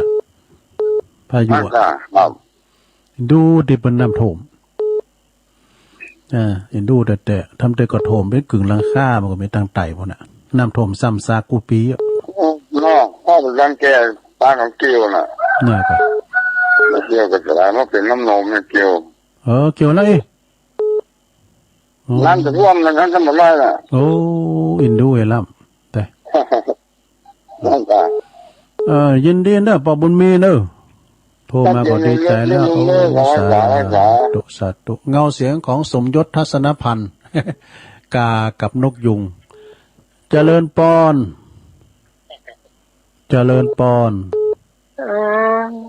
มาจัดการโต๊ะลุงแม่ทองนะลุงอยู่เด้อแม่ทองเนาะแม่ทองสันป่าแดงพอแต่ว่าขอฟังเพลงก็ไปมีแต่บ้านสถานีร้านทองนี่จะมีเพลงเหรอหันนี้มันได้ฟังแล้วมันเปิดหมิ่นแล้วไปได้แต่ฟังกับเพลงนำรายการนะกันเพลงตุลุกรายการตุลุงนี่ม่วนแต่เนาะทำของม่วนมีจังโตตัวมีมดนะก็หลากหลายด้วยเพราะว่าเฮาถือโอกาสเพิ่นน่ะนะเฮาถือโอกาสทุกชั้นวันนะทางซอก็มีเนี่ยนักร้องมาเนี่ยวันเนี่ยลุงทอน่ะดอยซิวอ่ะมันมีมาดูจังเกิดจังซอจังกรเนี่ยจังเข้าห้ำมีหนิมดอ่ะมีหลายหลากหลายรสหลากหลายผู้สมาลายเนี่ยนายกเขาก็จะมา พอกำนันพอหลวงผู้ช่วยสารวัตรแพทย์มาม่นผู้นี้จะล้มพลหรอผู้นี้เป็นว่านั้นจะได้อันทำบุญที่วัดเพื่อจะมากันหลายใส่แมสเด้อกันมาหลายนะใส่แมสเด้ออยู่นางระยะห่างทางสังคมเนาะได้จ้ะขอบคุณแม่แดงแม่ทองเด้อเจ้าเวลาเป็นหมดพอดีแม่ทองสันบัดแดงฝางเนาะเห็นแม่แดงนี่เปิ้นเดิมเปิ้นอยู่ห้วยน้ำดิบเนี่ยจอมต้องเนี่ยเอาทำซ้ายเอาอยู่ดูบ่เนาะบุญมาหยุ่นเจริญปอนครับนมัสการครับโอ้อาจารย์นิพนธ์นิมนต์เลยครับอะไรเนาะครับผมสวยสดหมดตู้สวยรวยเสน่ห์ต้องหันเหโตเซกันดังสับสนจริงก็โรยลาหน้าพิกลมันเหี่ยวย่นจำทนดูอยู่ต่อไปต้องเงอะงะทำงานยากจากเคยกินกับเข่งกิ้งกินมันงอต่อไม่ไหวอีกหลงลืมไม่ดื่มดำจำเรื่องใดฟังสิ่งไหนไม่พ้นวันพันลิมลาที่เอ่ยมาใช่ว่าพันคนทั้งหลายทั้งหญิงชายได้ประสบพบทั่วหน้าหนีไปไหนใช่จะพ้นจนประชาต้องเวียนมาผ่านพบทุกคนจากนมัสการครับผมโอ้โหขอบคุณอาจารย์เป็นอย่างยิ่งเลยครับอาจารย์นิพนธ์คนโคราชเอาสุดท้ายแต่ประบุญตันเอาบุญตันมาตึดเลยเอาอาจจะเล่นก่อนทุลุงโอ้ปุ๊บตั้งเจ้าบุญตันมันได้บัดเดียวนะทุลุงป่าไร่เนาะไปปีนี้ก่อนมันติดต่อเป็นดีอ่ะเนาะไม่ถ้าตรงเนื้อตายมันหนักเนาะขอบคุณประบุญตันได้ใจทุลุงเนื้อฟังตลอดพุกก็มาอยู่แม่บุพัดเต้นเนี่ยแม่บุพัดเลยพุกโทรมาเด้อแม่บุพัดยายน้อยกาดนัดสายที่หนึ่งเนาะสายที่สองก็แม่สมผัดแม่ย่อยสันทรายสายที่สามก็แม่สุพันมงคลพันแล้วก็สายที่สี่ก็แม่พิมพ์ป่าแดดสายที่ห้าก็แม่สีทอนหนองบัวชัยประการสายที่หกก็โยมพรบ้านป่าเสาอุโมงค์ตัวแทนพี่น้องละปูนสายที่เจ็ดก็โยมพิสมัยจากดอนตันแม่ริมเนื้อสายที่แปดก็โยมอาลีจากตุนเปาสันกำแพงสายที่เก้าอุ้ยอินเนอร์อุ้ยอินแม่สาบเสมิงอันนี้ผู้ฟังอาวุโสสายที่สิบก็แม่สุแก้วศรีลาพรอันนี้ปุ่นเกาะจากบ้านหงเนอะสายที่11ก็หลวงพ่อมณิษฐาวโรสำนักสงฆ์หอมบุญไหวสานะครับเนอะสายบุญสายที่12ก็แม่สายพินกัลยาตุงสันเมืองปานบุญเนออันนี้เปิ้นมาชอเปิ้นมาชอข้าวหำนะอันนี้จังซอประจำคืนเนาะเนอะสายที่13ก็ปนันประเสริฐจากนาแดงนาน้อยจากเมืองนานบุญเนี่ยพี่น้องบ้านไกลเนอะสายที่14ก็ยายอ้วนกิติลังกาสันขวางด้อยหล่อเฮานี่นะแม่ลงโอนสายที่15ก็ปอสิทธิ์เนี่ยปอสิทธิ์ทางดงผู้โทรมาเนี่ยปอสิทธิ์เนอะสายที่16ก็ยายพรร้องวัวแดงข้างกำแพงวัดอยู่อันสันอยู่อันนี่เนอะร้องวัวแดงสายที่17ก็ปอบุญมีเมืองกลางเนอะจอมตองสายที่18ก็แม่ทองสันป่าแดงฝางเนอะแม่ทองเนอะสายที่19สายบุญอีกสายหนึ่งอาจารย์นิพนธ์วัดพระธาตุดอยสะเกษขอบคุณอย่างมากมายเลยนะสายที่เศร้าสุดท้ายปอบุญตันป่าไร่ตึงมดตึงเสียงนั้นก็ได้เศร้าสายก็พอดีเนาะสาธารณโยมทั้งหลายตุลุงก็ได้บริหารเวลามาก็เป็นเวลาอันสมควรดันเนอร์สถาตุลุงก็จะต้องนำรายการจากลาสถาไปก่อนวันพุธก็ปะกันแถมใหม่เนอะวันพุธก็มาฟังเพลงบากเก่าแถมแล้วก็มามาจ้ากันเนี่ยพยายามแต่เวลาความปีนเนี่ยโทรมาติ๊กเถอะนะกลางวีกลางวันตุลุงผมได้เป็นนายนกก็โทรมาก็ได้เนอะหลังไม่ขอบคุณสถานีทุกคืนเนอะที่เปิดได้เปิดรับฟังลิงสัญญาณให้ฟังขอบคุณเจ้าหน้าที่ดีเจทุกท่านด้วยพอออกสถานแต่ละเจ้าภาพเลยเนอะเจ้าภาพกันคุณแม่คำมูลนวลตานะจากย่าปายบกก้างสันกำแพง แล้วก็แม่เพนข่าวเตี้ยโดยจากลาไปก่อนเนอะอยู่ดีไม่สู้เหมือนกันอยู่คนอยู่ตันจัตตาโรธรรมาวัฏตันติอายุวันโนสุขังปะลัง